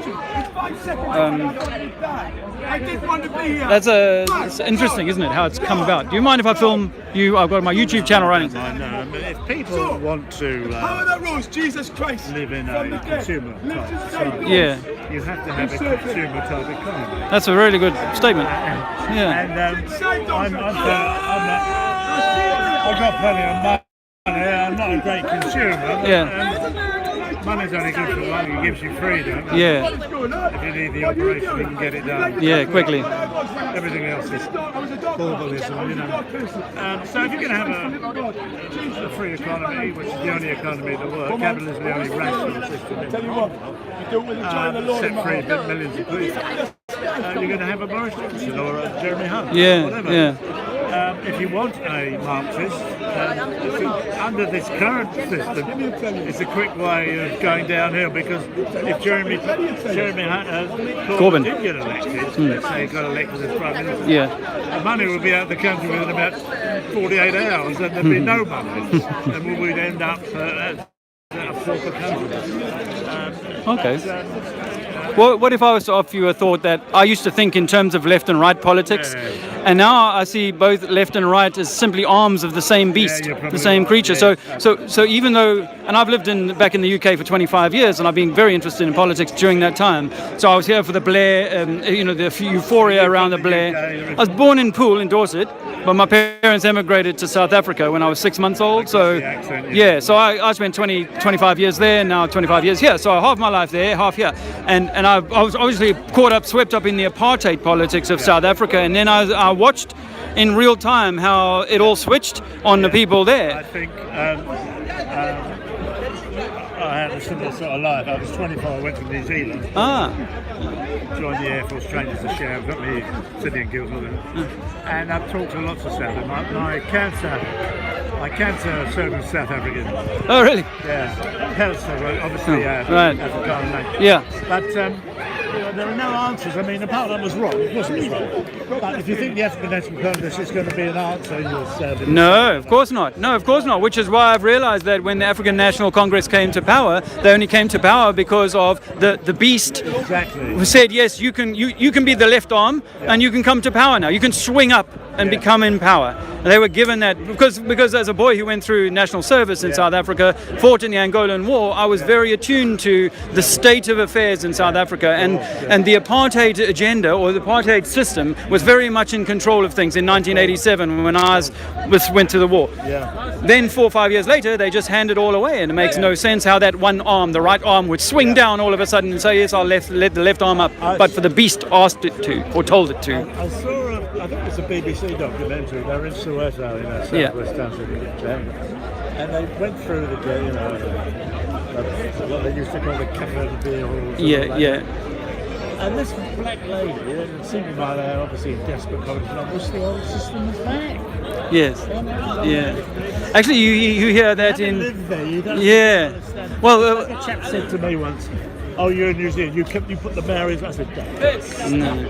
The Maoris had a separate battalion, not because it was a separation of races. They fight better as a group. Yeah. You see, people got the wrong idea in mind. That I've never been to South Africa. There's the Afrikaner tribe, there's the British tribe, there's the Zulu, there's all that, and they're all one place. That's a human thing, you know. Well, that's where I've come to realise that this beast, when it swings its left arm and its right arm, it gets us to get agitated with each other. You see, my name's Bob Peckham. I'm Dave. Dave Mannell. Yeah. Bob. Very, very good friend. Although I'm to the right and centre, I'm now realising that it's all one of a oneness. Yeah. In 1952, when I was 8, from 76 okay. I watched my mum work here as a senior sales lady at Solstice in Leicester Square. Okay. And in the evening, she had to work as a barmaid because she never got any welfare. We lived with the grandparents, a single mother. And sometimes I'd come up and meet her on the tube when I was 8, and we'd have a milkshake or something. But sometimes she said goodbye and sent me out. She had to go to work. And we used to get the radio, the political discussions. I didn't understand that, but she said before she died, on the radio, we didn't have television, and then they get drunk together in the pub. Yeah. This is the politicians. Yes. That's the polarity. Yes, that's polarity right. Party. That's all right. So, what do you believe? And I saw that for myself. I did a little bit of freelance journalism a few years ago, and I went to an event where, you might remember in South Africa, there was a strike at a mine called Marikana, and the police went nuts about 6 years ago, and they shot apparently 30 protesters dead. Right, and so I went to a press conference in London with the chief of, or the government minister for mining or whatever, right? And the DA, the Democratic Alliance, the opposition party was there. This white guy was there asking these questions and so on. And afterwards, they were like, "All right, we're all off to the pub together." I couldn't believe it. I couldn't believe it. Well, and then I'll go even deeper then and say that I published a book about my time in Angola because I was in these big tank battles in 1987. Yeah, and then when I published the book here in London, people came to me afterwards and said, you know that the Americans and the Russians, we knew the Americans were on the ground, and we all knew that the Russians were funding the Cubans to do what they were doing. So, but the Russians and the Americans, the Russians and the Americans were getting together with the South Africans and the Angolans in a hotel room in Luanda to talk about battles, to talk about staging, to talk about coordinating events and so on. Yeah. So I was involved in a battle that was a huge military victory. We destroyed a brigade in one day, 47 Brigade in one day, 2,000 men and 3 squadrons of tanks. And that wasn't meant to happen. But so what happens is we go on a lull for about 7 days. The enemy, we'll call them the enemy, is 4 brigades strong. We're 1 battalion. They're 12 times stronger than us. We knock out one of those brigades, and we want to chase after the rest. But our commanders are saying, nope, you can't move now. And now, after the fact, I realized, shit, we weren't meant to do that. The whole of these conflicts, they want minimal losses nowadays, but they want the conflict because the bankers are selling the military hardware, the governments are able to exercise control. Well, I mean, you look at the Muslim sort of terrorist problem that they have nowadays, so-called. It is such a license to print legislation day after day to control people. And so no matter whether it's Jeremy Corbyn or the clown with the fuzzy hair, Boris Johnson, I've been watching him for many years, actually. You're going to get the same kind of, ultimately, the same travel. Look at America. I mean, Obama was meant to be the change, but did he close Guantanamo Bay? No. He was a much better speaker, orator than the current man. And Trump has got an ego as big as Mexico. But he's got things done. That's why people are voting for him. Well, I'm going to offer you something else, and I'm really challenging your paradigm again today. But what if I was to suggest to you that Adolf Hitler in 1938 or 39 was awarded the Times Man of the Year award for what he'd done to Germany, turned Germany into a, especially by certain groups in America and specific groups in the UK, including royalty and the autocracy in America. And the George Bush family was funding him, their banking. And the Warburg Bank, based in Berlin and New York, did business together. They gave Hitler his nitrates, which he required for his planes. Shipped in neutral ships from the Atacama Desert in Chile to neutral Turkey, where it was chucked into Bulgaria, Nazi-occupied Bulgaria, and then to Germany. I have a friend, and he had a girlfriend, lovely girl. She was a little girl in South Africa in 1960 at the time of the Sharpeville massacre. Oh, yeah. And she was about 8, and she looked out of the letterbox and watched the massacre. No way. And she told me, now she's a grown woman, about 60, she said most of the police shooting the black people were black. Wow. People don't understand. Yeah, they're getting told that. Black police have just come since this new system. Not true. Obviously, a lot of white police as well, but a lot. Yes. Well, I mean, the only way, in any country you go to, say, for example, in Africa, there has to be people from the local populace who are in the positions of power. The same is true, apparently, with Hitler's Germany. Apparently, there were Jews at high-ranking major and general levels within his... social history class, we're doing Nazi Germany. Really? I've studied many years anyway. And the teacher became a great friend of mine. He points to military history, which is my expertise. But he says to me, do you know, I didn't know this, that Jews were treated so badly in Poland in the 30s, they went to Germany to get better Wow. Well, I'm sorry to interrupt. I belong to the school of thought that says that part of World War II was designed to unseat the Jewish people from their homes so that many of them would go to the new Israel. Very nice, very good theory. It's just a theory I support, that idea that, how do you populate a new country called Israel when people love their Germany, they loved where they lived, and people were doing very well. The Jewish people were doing, but in the 30s, yes, they started to demonize the Jew and to try and unseat them. So this is what I think that the concentration camps were partly about, was to try and say, right, you've got nothing now, we've taken everything, you've lost it all, but we'll give you a free home if you go to Israel.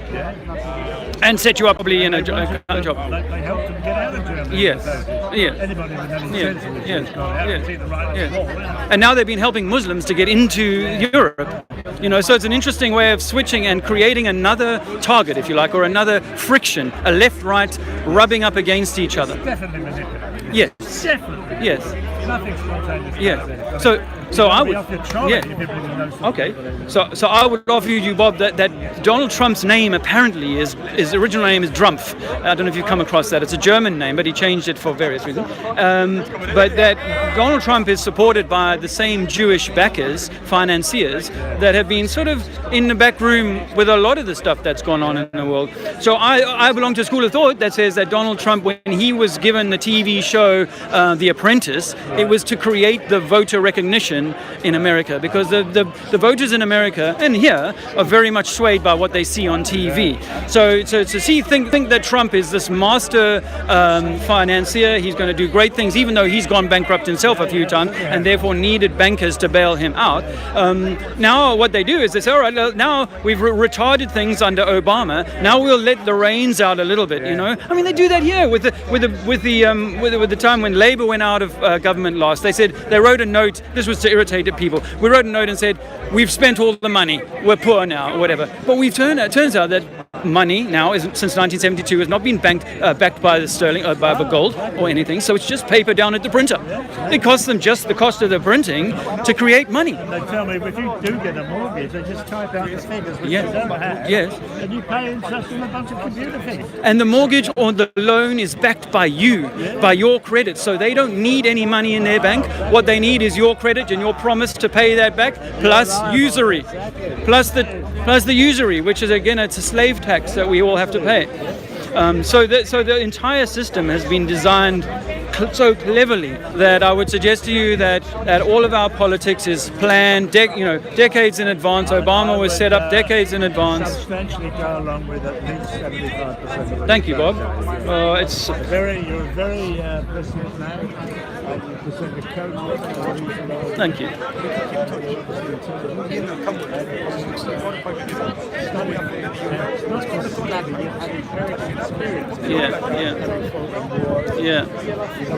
Yeah. I actually, because I published this book 5 years ago by a British publisher called Hellion, I did some veteran stuff. Ended up marching past the Queen on Remembrance Sunday and getting near Prince Philip and giving Harry a copy of my book and stuff like that. So this is the orbit that I came into just briefly, and then I realized that I came across a different version of 9/11 than the one that I'd learned from the National Geographic Channel. And this is where I started to lose friends, Bob, to be honest with you, because I started to say things that were very unpalatable, that it may not simply be that we are buffoons in government, but that these buffoons are given... there is a hidden hand that is creating events. So, for example, I'll give you the Vietnam War and the Gulf of Tonkin event. The Gulf of Tonkin event is admitted by the American military to have been a false flag attack. Have you done, as your part of your history, have you looked into how some of these... Talking about the South China Sea. No, Gulf of Tonkin is... I don't think that's South China Sea. That's right in Thailand. That's what they suggest is that PT boats, the story was PT boats attacked this American ship, and then that sparked the Vietnam War.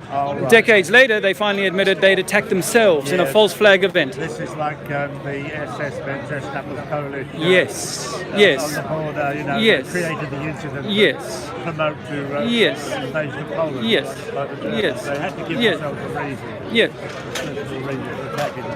So if you can get a Muslim guy, for example, to do something bad here, then you can use that as a piece of media propaganda, even if he doesn't know that he's a patsy to that event. So it turns out that 9/11 was a false flag too, and that people may have died, but the authors of that event were not 19 Muslims and Osama bin Laden. No, not at all. Osama bin Laden's family turned out to be friends with the George Bush family once again. It was all something very, very physical. I mean, it's like the Princess Di. Yes. What actually happened? Yes. A lot of people, the conspiracy theorists say that there was no way she was going to be allowed to marry. Yeah. And then there was a lot of things coming up. The Welsh security guard. Yes. You heard of it, he talked a bit and just shut up. Yeah. Paid off. Yeah. I think they're either paid off or shut up permanently with a bully in there. That's Okay. Okay. Well, what if I was to offer you something deeper, or something, another layer possibly on that, Bob? I've lived all over the world. I'm extremely open. Okay, so when Diana died, I was working at Victoria Street, and I was deeply moved by the Diana death. I used to go down to the palace and walk around. In fact, when the Queen came down, there was looking at the flowers famously that one day. I went down and saw the Queen. But I've never seen flowers like yeah, that. Kensington Palace. Went there. Forever. Yeah, miles. It was unbelievable. Yeah, fantastic, right? And I was so caught up in that. We had friends come over and visit. I took them out on tours around the place and so on. I was really caught up by that. Then I started looking into conspiracies, and I realized, I heard the story that when you look at how long it took her to get her out of the tunnel, all these things, when you look at, you start to think, yes, maybe it's true. Yes, and why didn't the speeding car get anyway, I won't go into the details, but to say that I started to think, shit, maybe it's true. Maybe the Secret Services or some secret hand bumped her off. And that was where I was at a few years ago. But now I'm at the thought that if, as Oscar Wilde or someone has famously said, that all the world's a stage and all the players are but actors. Shakespeare, sorry, thank you. So if that's true, then Donald Trump and Tony Blair and Princess Diana are actors, and that when JFK has to be removed from stage, you use a prop or a dummy, you blow the head off the dummy, because I've been right in front of someone who's had their head blown off in real life with a very high-powered weapon, and it doesn't look like the JFK killing. And so then I go, shit, maybe they didn't have to kill JFK or Diana, but they have to remove them from the picture. So whether that means they give them a new identity completely, or there's some island that these people can be taken away to, but if they know that they're here playing a role, then eventually, even a Saddam Hussein, I'd offer you, even a Saddam Hussein might be, they say, listen, you've done your time, you've given us the bad guy, the enemy that we needed, thank you very much. Now we're excused, we're going to assassinate you, or a patsy, and then you can go and live richly. This is the deal. So I'm just offering you that as another potential layer, that the deception might be even cleverer than that they don't have to kill you, they just have to away you, get rid of you. And that might well be what... I know that requires for, say, Prince William and Harry to be told at some point that, listen, your mom's not dead. And it used to be a black and white test. Yeah. And I've far more complex. Fantastic. Yeah. The politics just get complicated. Thank you. I wonder if again there is a conspiracy right in the older person never know. But in these days of the internet and instant communication, more people are aware of what's going on, which is a good thing. Yeah. Did you ever look into the Titanic as a potential disaster? Yeah, because there was another ship called the not gigantic. She had a sister ship, and the sister ship had a bad accident, broke her spine, and they never did a full test on her afterwards. And there's a story that goes that they sank the sister ship because to change the names between the two ships was very easy. They look almost the same, one total difference, something like that. Anyway, that's just an aside. But I wanted to because I know you don't have an endless amount of time, but I wanted to tell you something that I'd gone through in my journey. I'm 51 years old now, and I up until the age of 46 had become quite cold-hearted, atheistic in my outlook because of the science that I believed in, and so when I found out that 9/11 wasn't done as it says on the National Geographic Channel, I started looking at other things, and I found the pineal gland, which is in the center of your head, your third eye, and I had, just by chance, on a book tour in Johannesburg, an old friend from 20 years before introduced me to a substance called DMT, or dimethyltryptamine, which is created in the pineal gland. You can smoke this stuff, and in 5 minutes I found God. And I'll tell you how, because I was totally awake, but transformed, that I could see everything as a waveform. Everything was just electromagnetic. The trees were pulsing with electricity and so on. So it set me off on a whole spiral of research into the electromagnetic universe theory. and the sort of headline is that we might be in some sort of electromagnetic torus field, energy field. This around us is an electromagnetic ether, as Tesla suggested. David Icke stuff, isn't it? David Icke. I go much further than David Icke. David Icke he's into aliens and other sorts of creatures and so on. I'm not really into that. Go to the fence. I want to risk my legs. Yeah, of course. You said you were 70. You're 76, did you say? 76 in December. Well, you're amazing for your age. Thank you. Well, I've learned some secrets that I'm more than happy to share with you before we leave today. One of them is that we should be distilling our water. We should be recleaning our water because rainwater is distilled water. It's pure water, and it has like a negative charge. So when you drink that, it's sort of looking for dirt to suck off. I've seen these programs on water droplets, and you can get a picture of it, a signature on the drops. Oh, right, yeah. Well, in the electromagnetic theory, everything is simply an energy or a wave form, a vibration, if you like, and our human decoder decodes this world, the vibrations as hard things or trees. I try to tell people about quantum mechanics and look, this is freshly, this is vacuum, we're mainly vacuum. On the scale of the atom, we take a hydrogen proton nucleus, which is like 100,000. The electron, which consists of the other part of the atom, is 11 kilometers. Yeah. I'm a vacuum talking to a vacuum. So the universe consists of nothingness. But it's still amazing. Well, science says I think 97.5 or 98.5% of everything is dark matter, and they can't see it. That science can explain about 96% of everything, but there's 4% that's elusive. Right. And I think quantum mechanics has put them on a backward foot actually because it's really knocked them down. Yeah. If you get scientists, and you probably know this, if they actually concentrate on subatomic particles, they can make them move. It's like a prayer being answered. Yes. You know? And this is why a lot of prayers, when practiced by masses, actually come through. Yeah, we can influence. The vibration that. Yes. A signature. People have done. There's a Dr. Emoto who's famously done experiments where he freezes water. In one jar, it's water that he's been nice to, and one jar, it's water he's been angry to. And the ice crystals are misshapen in the angry water. I've actually seen this on TV as well. And you can do it with rice as well. There was an American lady physician, a doctor of quite a number of years, in her 40s. And she was invited out to Australia and she visited some Aboriginals. And I lived with her for a while. And she went out to this place and got hold of the local medicine men and she saw them holding a broken limb and chanting a mantra. Wow. And it cured. And she was so blown away being impressed with the trade. She went back to the States and rewrote half the text. Wow. It actually works. Medical industry doesn't want you to know that. No. No, Bob, that's a big profit-making industry, and the cancer industry is another one of those, actually. I have to take a pill for atrial fibrillation every day. If I don't, I will die. Wow. My heart will go. Wow. I've got a pacemaker as well. Wow. It doesn't restrict my life. Yeah. I don't like being on medications, but in this case, I have to. Yeah. But as you say, there's a pharmaceutical industry as well, which is the pharmacological, and it really kicked off in the early 1900s when they realized that with petrochemicals and the advance of chemistry, they were able to start making things that would attend to certain pains and aches and so on.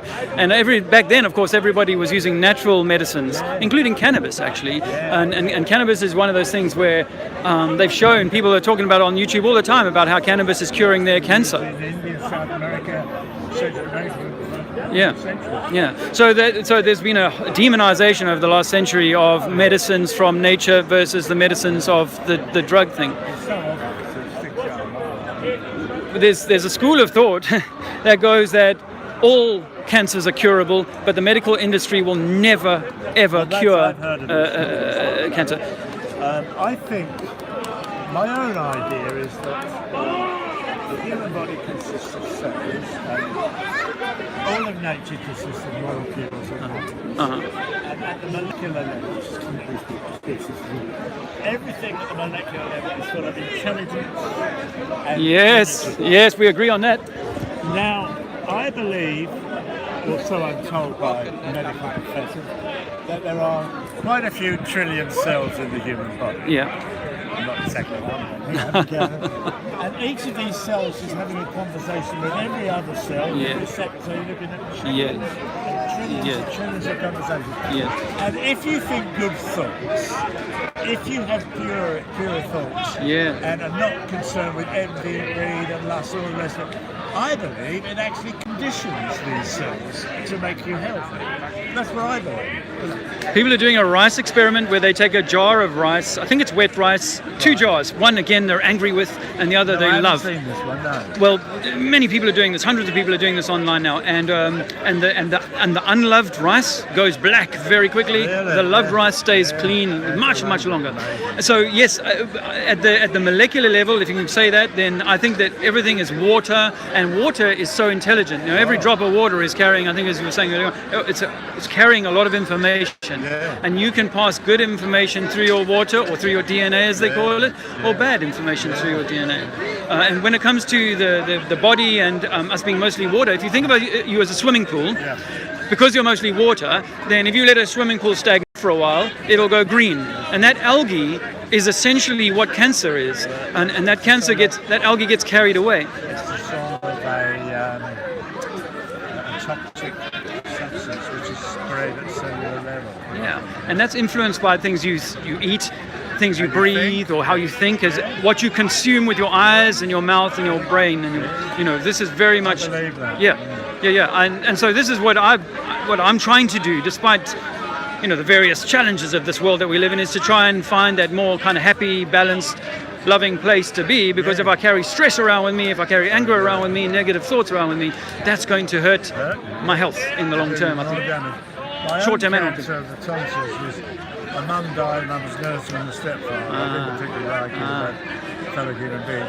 And I woke up one morning, there was a lump there, and I went to the doctor, and it turned out to be tonsil cancer. I saw the physician in Brighton. I'm living in Eastbourne. Okay. And he said, nothing to do with your lifestyle. You have a good lifestyle. It's not genetic. It's simply a virus related to the female virus. It's called a P17. It's just bad luck. Wow. And in 1900, in the year 2000, we had 4,000 cases in the UK. And this year, this is 5 years ago, 2014, we've had 22,000. Wow. So we're getting a bit worried. I call it a tsunami of cancers. Yeah. And you're saying of that specific cancer that you're referring. Anyway, I didn't need any chemo. Did it's still sore. It takes 10 years to get still sore. Wow. And numb. Yeah. That's a lot. This was all, you can see, burst open again. Oh, wow. Anyway, wow. Didn't need any chemo. I'm going to go for a test on this August, and that will be the last one. And then I'll go every 2 years to 4 years. That's it. I'm very happy with that. If I can offer you this thought that doctors are saying that cancer cannot survive in the absence of carbohydrate, in the absence of sugar. Cancer will thrive where there's sugar. Sugar entirely. Yeah. That is. So returning to a sort of more alkaline state, because our bodies are often very acidic with our lifestyles, but sugars and an acid environment is the perfect hotbed. And then of course add stress of a lost loved one and that kind of thing. So you're saying sugar is good? Sugar's bad. Sugar's good for cancer. Yeah, it feeds on it. Well, I've actually cut my sugar. I've never taken sugar into coffee.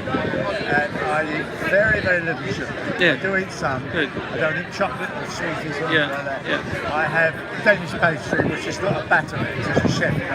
You make a cake. So a Danish pastry is made with white fatty pastry, that it doesn't have that sugar.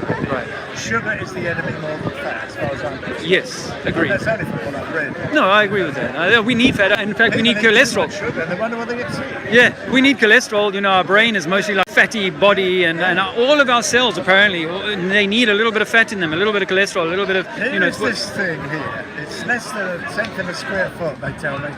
And physicians tell me it's as big as a man's clothes piece.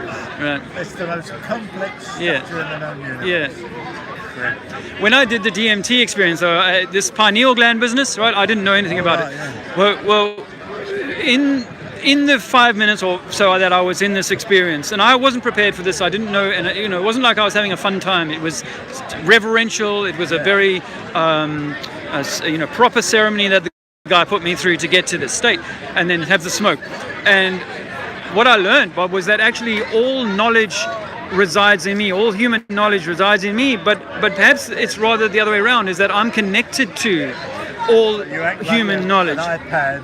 Yeah, or like a Wi-Fi. Which actually of the cloud, of the universe. Yeah, there's like a cloud of information out there, and all the time I'm contributing to it. And able to draw into it. People call it the Akashic record. Some people call it that. But sometimes our thoughts, for example, we think it's coming from inside of our brain, but perhaps it's being drawn in from the Akashic record or the cloud as something which is similar. I went back to New Zealand. Excuse me. Do you want some water? No. In January 2017, for a holiday. I hadn't been there for 33 years. I'm a citizen, we've got 2 passports. 33.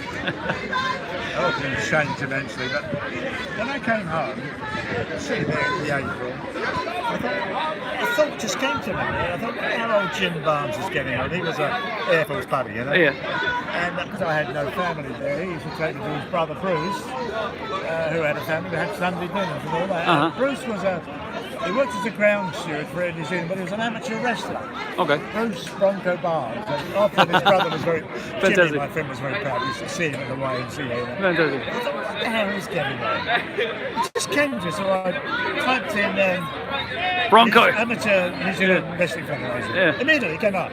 We lost a great man of the 70s. Bruce Bronco Barnes died yesterday. Wow.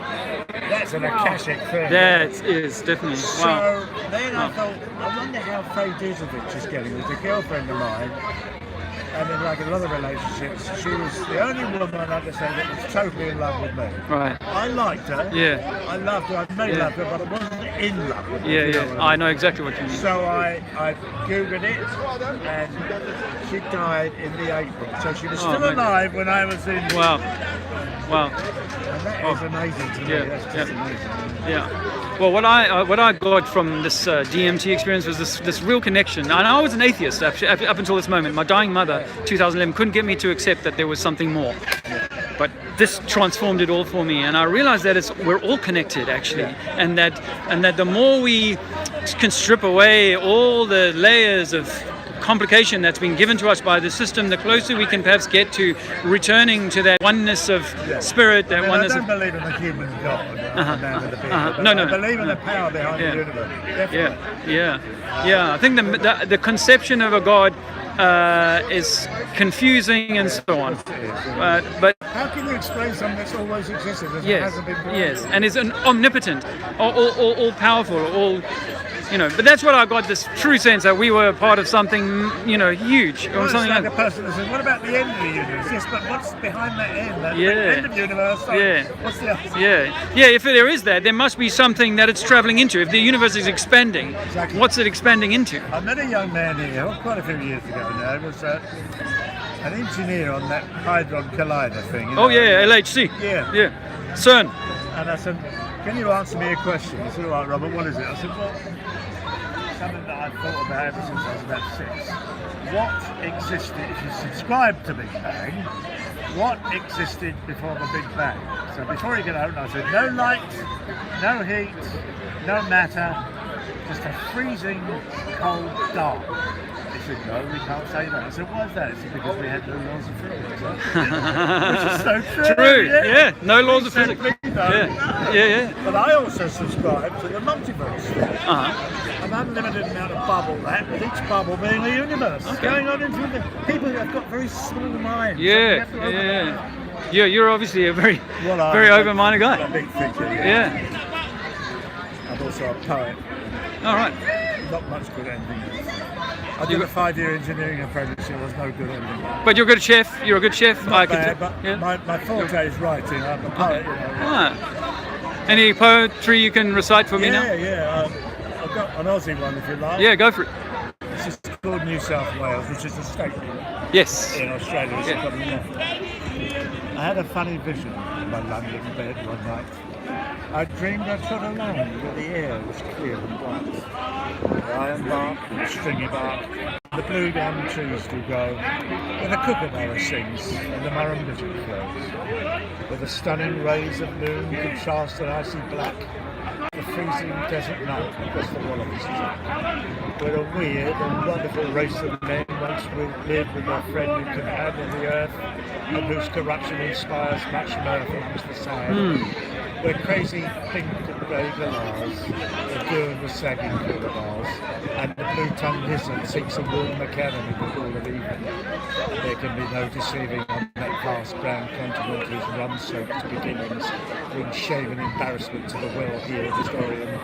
But I dare not for those ancient giants. I love the state. You. So. Love that, Bob. Thank you so much. You're welcome. I love that. You know, it's been a thoroughly enjoyable conversation. I've been holding one card in my back pocket that I haven't wanted to play because when I play this card, it oftentimes causes people to kind of see me in a different way. So my Christian upbringing had me believe that I was not worthy to eat the crumbs from under the table of God or Jesus. Well, you were born in England. Yes. And you went to South Africa. Yeah, 6 months old. Oh, right. Yeah. So you're virtually. Yeah. So but my parents were like in the Anglican church, sort of high sort Very of thing. strong. Yeah. I was even an altar boy. You know, I'll carry the candle or whatever. You know, help the vicar with his wine and all that stuff. We never had anything like that. Yeah, I went through all of that. Sent me to Sunday school to get rid of it. I went there twice. I don't believe in that. Yeah. Well, I actually used to say to the preachers, like, you know, that the Bible says the earth is flat. You know, it's like it's a stationary, small light, all this sort of stuff. And I was for the science and totally against God. And then I got to a point where I thought to myself, is it possible that we might be a fractal of God? And that, for me, that was blasphemy a few years ago. But now I got to a point where I think it might be that not that I'm selling any religion, because I think that religion is a control system. But that some of the truths are hidden within those religious texts. Esoteric Christianity, Absolutely. for example. Yeah. Like, so for me, the story of Jesus might be the story of how you can raise your own self to be a higher being. Have you ever heard of Gurdjieff at all? Gurdjieff? Yeah. No. He is a philosopher, dead now. He was born of Armenian Greeks. Okay. And he produced a philosophy of the fourth way. There were three traditional ways of spirituality. Yeah. The fakir, who walks on nails, but it's dull-eyed, doesn't know why. The monk in his cloister, and the yogi. Okay. Yes. The fourth way was to continue in life, but study the fourth way of spiritual development. Now, the philosopher Peter Deminovich Uspensky discovered him in Moscow, where Gurdjieff was living during the First World War. And it was in a drafty autumnal church village, or these villages, freezing, and it was packed out with people, it was freezing, and Gurdjieff was like this. He was the lecturer, They were so bored that they all went, there was about 6 people left, and they all gone, good, now we'll start the lecture. Really? People that didn't really and he said that man is asleep, and it has moving centres in his brain. There's a sexual centre, reactions, all different centres, and they need to be coordinated. Very, very complex. And I read one of his works called Beelzebub's Tales to His Grandson, about 15 volumes. Can we step back just 2 steps, because that lady's voice is really like, she's really at it. I read all the volumes in Sydney, Australia, when I was living in Sydney, Australia. And at the end of it, I thought, well, I partially absorbed it, but I really can't. And other people have said they've read it. Yeah. And I still don't understand. Right. And it wasn't meant to, apparently it wasn't meant to be understood. It was totally allegorical. Very difficult. But wonderful philosophy. Yeah, the difficulty with allegory is that it can be misused or misinterpreted. That's the trouble. And that's been used to much great effect or great damage to the human story. Now, I don't know, this is actually, during World War II, he was in Paris. Yeah. And he had this villa that he rented on the outskirts of town. Germans invaded, and the Germans came knocking on the door, so this is now requisitioned. And the officer was very polite and correct and came up to the chief and said, "You understand you were running it's called the Institute for the Harmonious Development of Man." That's correct. Yeah. And he said, "Well, you're allowed because I am a member of this organisation in Germany, but don't tell him." And that was amazing because it would have been shut down immediately. Wow. And he survived the war and carried on the teachings. Wow. Ouspensky, this philosopher, became a great disciple, but Gurdjieff stopped talking to him for about 30 years, and he died not knowing whether it was part of a test of him within the group, within the philosophy. Very interesting, but very, very happy. Come this side, Bob. I can't see your face. You're silhouetted by the light, my friend. And your face is so camera worthy. Damn. The police are obviously talking to people about stuff. Who knows? Well, that's. Can you spell that? Is it G-U-R? G-U-R. Yeah. J-I-E-F-F. Okay. Thanks. So it's just for people who might want to go follow up on that. Georgi, which is George. Yeah. He first became interested at school, and there was a certain tribe of boys that couldn't get out of a chalk circle. So the boys would grab a boy and draw a chalk circle around him, and he couldn't get out. And he wondered why. So he went up and he rubbed out a bit of the circle the boys got on. Wow. It's incredible stuff. The last thing I'll say about Gurdjieff, he had a man who was very sick when he was in Paris, just at the end of the war, and Gurdjieff transferred energy to him, and it was a violet light that came from Gurdjieff's head to this man's head, and this was witnessed. Violet. Yes. I mean, it looked like electricity. Yeah. And Gurdjieff was so exhausted, he nearly died, but he would slowly recover. Now, whether that was apocryphal or whether it was true, I'm told it was witnessed, but I stand on it. I can't say. Well, we know that in our energy centers, apparently the top ones are purple and those violet colors. There's a hell of a lot to this Kundalini business. And they say that that Jesus lived 33 years, but you've also got 33 vertebrae in your spine, which is the journey up to the pineal gland, and that you have a fluid that's called cerebral spinal fluid, CSF, which if you nurture that, apparently you can raise this Kundalini, raise this energy, and magnify yourself, your good feeling or whatever. Yes, of the zodiac. Yes. And of course, when he held up the nose of the fishes, this is astrological symbolism. Yeah. Pisces and Virgo, the polarities of that astrology, which people were more close to and understood more. But however, Christ, the word Messiah means crocodile fat. Really? In the old languages. And Buddha fed the 5,000 with tea and cakes. Right. So the whole thing has been warped. I mean, the Bible was translated from Aramaic into ancient Greek, then into Old Anglo-Saxon, then Old German, eventually Old. So things get changed. Yes. But it does have a lot of truth to it. Yes. Yes. It's a book of knowledge. It is indeed. There is no empirical proof for the person who Christ did exist. We'll accept that he did. Yeah. Well, I don't like to argue as to whether or not the man existed, but I do take from the playbook that there's things that I can learn, and ultimately I think that the Creator wrote the truth on your own, in your own heart, or in your own Akashic record, in your own. So actually, once we learn how to go inside and go within, and so on. Why do we have a hunger to know? Yeah. I mean, some people don't. Ever since I was about 6, I've wondered, who am I? What am I doing here? Me too.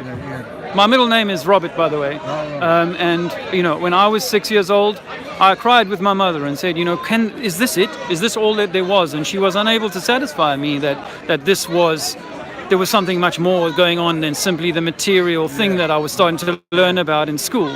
Because when you're 6 years old, they put you on a globe and they tell you that they start telling you that you evolved, particularly my age, because I'm a little younger than you, and so they'd already sort of developed this evolution science to a point that I took it on board, and that I was simply a lucky strike, evolutionary lucky strike, and that I came from monkeys and from Africa. Well, I mean, the 6 since the so-called youthquake of the 60s was a rebellion against the materialism of the time. Anybody that thinks that materialism can satisfy is completely wrong. Yeah. There's nothing wrong with material goods. It's the identification people have. Yeah. You know, my flat got flooded in Eastbourne the other month. I was sitting there. And I took it quite stoically, and when I phoned up the people that run the place, the leasehold, what they call the principals, I phoned them up tomorrow and I said, well, it's nothing, well, you're down to you, and they were out there within the hour and sorted it, Wow. But someone said, don't you want it? So I said, I'm not interested. If there's a burglar, I don't care, take it all away. Yeah. Give it to the Yeah. If they needed that much. If they needed that badly, yeah. If you wanted that badly, take it. Yeah. I don't want it. I'm trying to reduce them. Yeah, me too. Minimize things. Yeah, I almost never lock my car. I've got a bloody boomerang, and I've got a bloody a Land Rover, which I don't really need. Yeah. It's just convenient. Yeah. I come up to London, visit friends. I've got a boomerang. I've got a air fryer, a 7-in-1 cooker, a kettle and a boil thing, a microwave. Keep it simple. Coffee maker. Yeah. A couple of vacuum, one for the floor, one big one. A computer, an iPad, and an iPhone. That's about it. Don't need anything else. Okay. What do you want? Well, I've got to play this card. I haven't played it yet, which is that what is your best scientific proof that you live on a spinning ball? Repeatable, like experiment. The experiment that I live on a spinning ball is that the Earth rotates every 24 hours, and the Moon takes a month around the Earth. How do you know that? I mean, what's the experiment though that can prove that? I know this is only what my eyes see. Okay. What would if I was to tell you that we haven't found an experiment yet that we can empirically measure the Earth's rotation, and that when we see the sun moving, what we're seeing is the sun move rather than the Earth spin? How's that sound? It sounds as if it's wrong, but I'm prepared to listen. Okay. Well, I mean, a few years ago, I came across a formula for the curvature of the ball Earth that we live on, and that form of the Earth. Oh, right. You see, because we live on a ball, it's got to be bending around to create that ball shape. Yes. Do you agree? So, and it's mostly water, 70-odd% water. Yeah. So when we look at the blue marble shot from outer space, we know that that's bending water. Earth's gravity is causing a bending of water. Well, more than tides, because tides is just a 10-foot swell up and down. But the actual curving of the water to create like a ball, how do you measure that? And the formula that we've been given by maths, science, is 8 inches in the mile squared. So over 10 miles, you've got 10 times 10, which is 10 squared, which is 100, times 8 inches, which is 800 inches, or 60 foot, or thereabouts, 66 foot. Now, if you were in Eastbourne and 10 miles away from Brighton, and you stood on the beach in Eastbourne, you shouldn't be able to see anything that was that wasn't as tall as 60 foot. You see, because it's meant to have bent down from you. But on a clear day, I know you could go and stand on the beach, on one beach, and look 10 miles with binoculars or whatever, and see the quay, the harbour, all the stuff, the street lights that are on the beach front. You could see all of that. When we extend that consideration and go across the English Channel at 20 miles, we should be at 300 foot of curvature, but we can see the beaches of France. I've been in Tarifa in Spain and seen Morocco, for example, a good number of miles over the water. And of course we know that the Suez Canal is joining two oceans, and they reckon that the tidal drop between those two is about 9-12 inches. That's the only drop between those two. If there was a drop bigger than that, they would need to put some kind of damming or a lock system in to prevent the water from flooding from the high point to the low point. Yeah. So when you consider that Earth is water, mostly water, and water is always level, that's what we say. We say water level and we say sea level, Bob. I realized that after a few weeks of thinking this through, that there was no example in my mind that I could satisfy myself with that I could see that loss of buildings or that loss of structures or that loss of beaches or mountains or anything off in the distance, other than for perspective. Obviously, the higher I go, the further I see. The lower I go, the less far I see. We all understand that about perspective. But to measure curvature, now we've done laser experiments over bodies of water. We know that a lake 50 miles across is going to be, the beach is going to be the same height on this side as it is on that side. But 50 miles is some 2,000 feet of curvature on a ball Earth that's 24,900 miles in circumference. So the uncomfortable, unpalatable kind of conversation is that what if, well, the Bible is right, and it says that where it says that God is just directly above us, or the Creator. I'm not trying to flog God, but the Creator is here, and it's all here. There's a thing in science called the WMAP. They do it every year. It's an electromagnetic background radiation scan that they do, NASA or the science people do, and they say that, curiously, Earth is always at the center. They always find that Earth is well, what if Earth is at the center, and you are at the very center of this creation, and that when you look at the sun, you're looking at your own iteration, your own interpretation of that light, which is why you can stand on the beach at Eastbourne and have the sun rays at sunset come to your feet, and a friend in Brighton will say, no, but the sun rays are coming directly to my feet. You know, we're each seeing our own encoding of that. So what makes much more sense to me is that when I fly through, say, 1,000 feet high, I go through a cloud bank that when I look out around me, Bob, is perfectly level. Yeah. And that when I allow for gases to settle into the upper atmosphere, they settle in strata, in levels. Hydrogen and heliums and so on at the top levels. They're not once they're settled, there's no wind blowing. They're settled in strata. As we do when we go deep sea diving, we find that the water gets colder in strata as we go down and denser in strata as we go down. Yeah. So sea level, ocean level. I'm saying that we might be living on a plane, an infinite plane, perhaps. To go back to your multiverse idea, perhaps what they're hiding from us is that there is land infinitely far away, in an east and west direction. But if you travel north and south of the equator too far, the sun dips too low on your horizon to afford you any warmth, and therefore everything gets cold and frozen and frigid the further north or south that you travel. It's just, obviously now I'm talking in theory, but what I can measure, or what I can say for sure is that every test that we do for water finds it to be level. We live on a body of water. We scientifically can't show any spinning, and those experiments that we're trying to find that spinning in the 1800s, they've been buried and shelved. They can be found, Aries Failure and Michaels and Morley and Sagnac, they were doing all these experiments in the 1800s trying to prove that the Earth is moving, and all they could find was a small turning, a slow rotation. Now, the sky, I think, is turning, which is why you're a man of the zodiac. You were mentioning the 12 zodiacal signs earlier on. Those 12 signs, Bob, have been the same position for the last thousands of years of human recorded history. But if they are millions and trillions of miles away, all moving away from the Big Bang, which was given to us by the Catholic Church, then there should be, I keep forgetting the word, but if you're on a train and you've got the lamppost flying past you, but in the distance, it's more than perspective. It's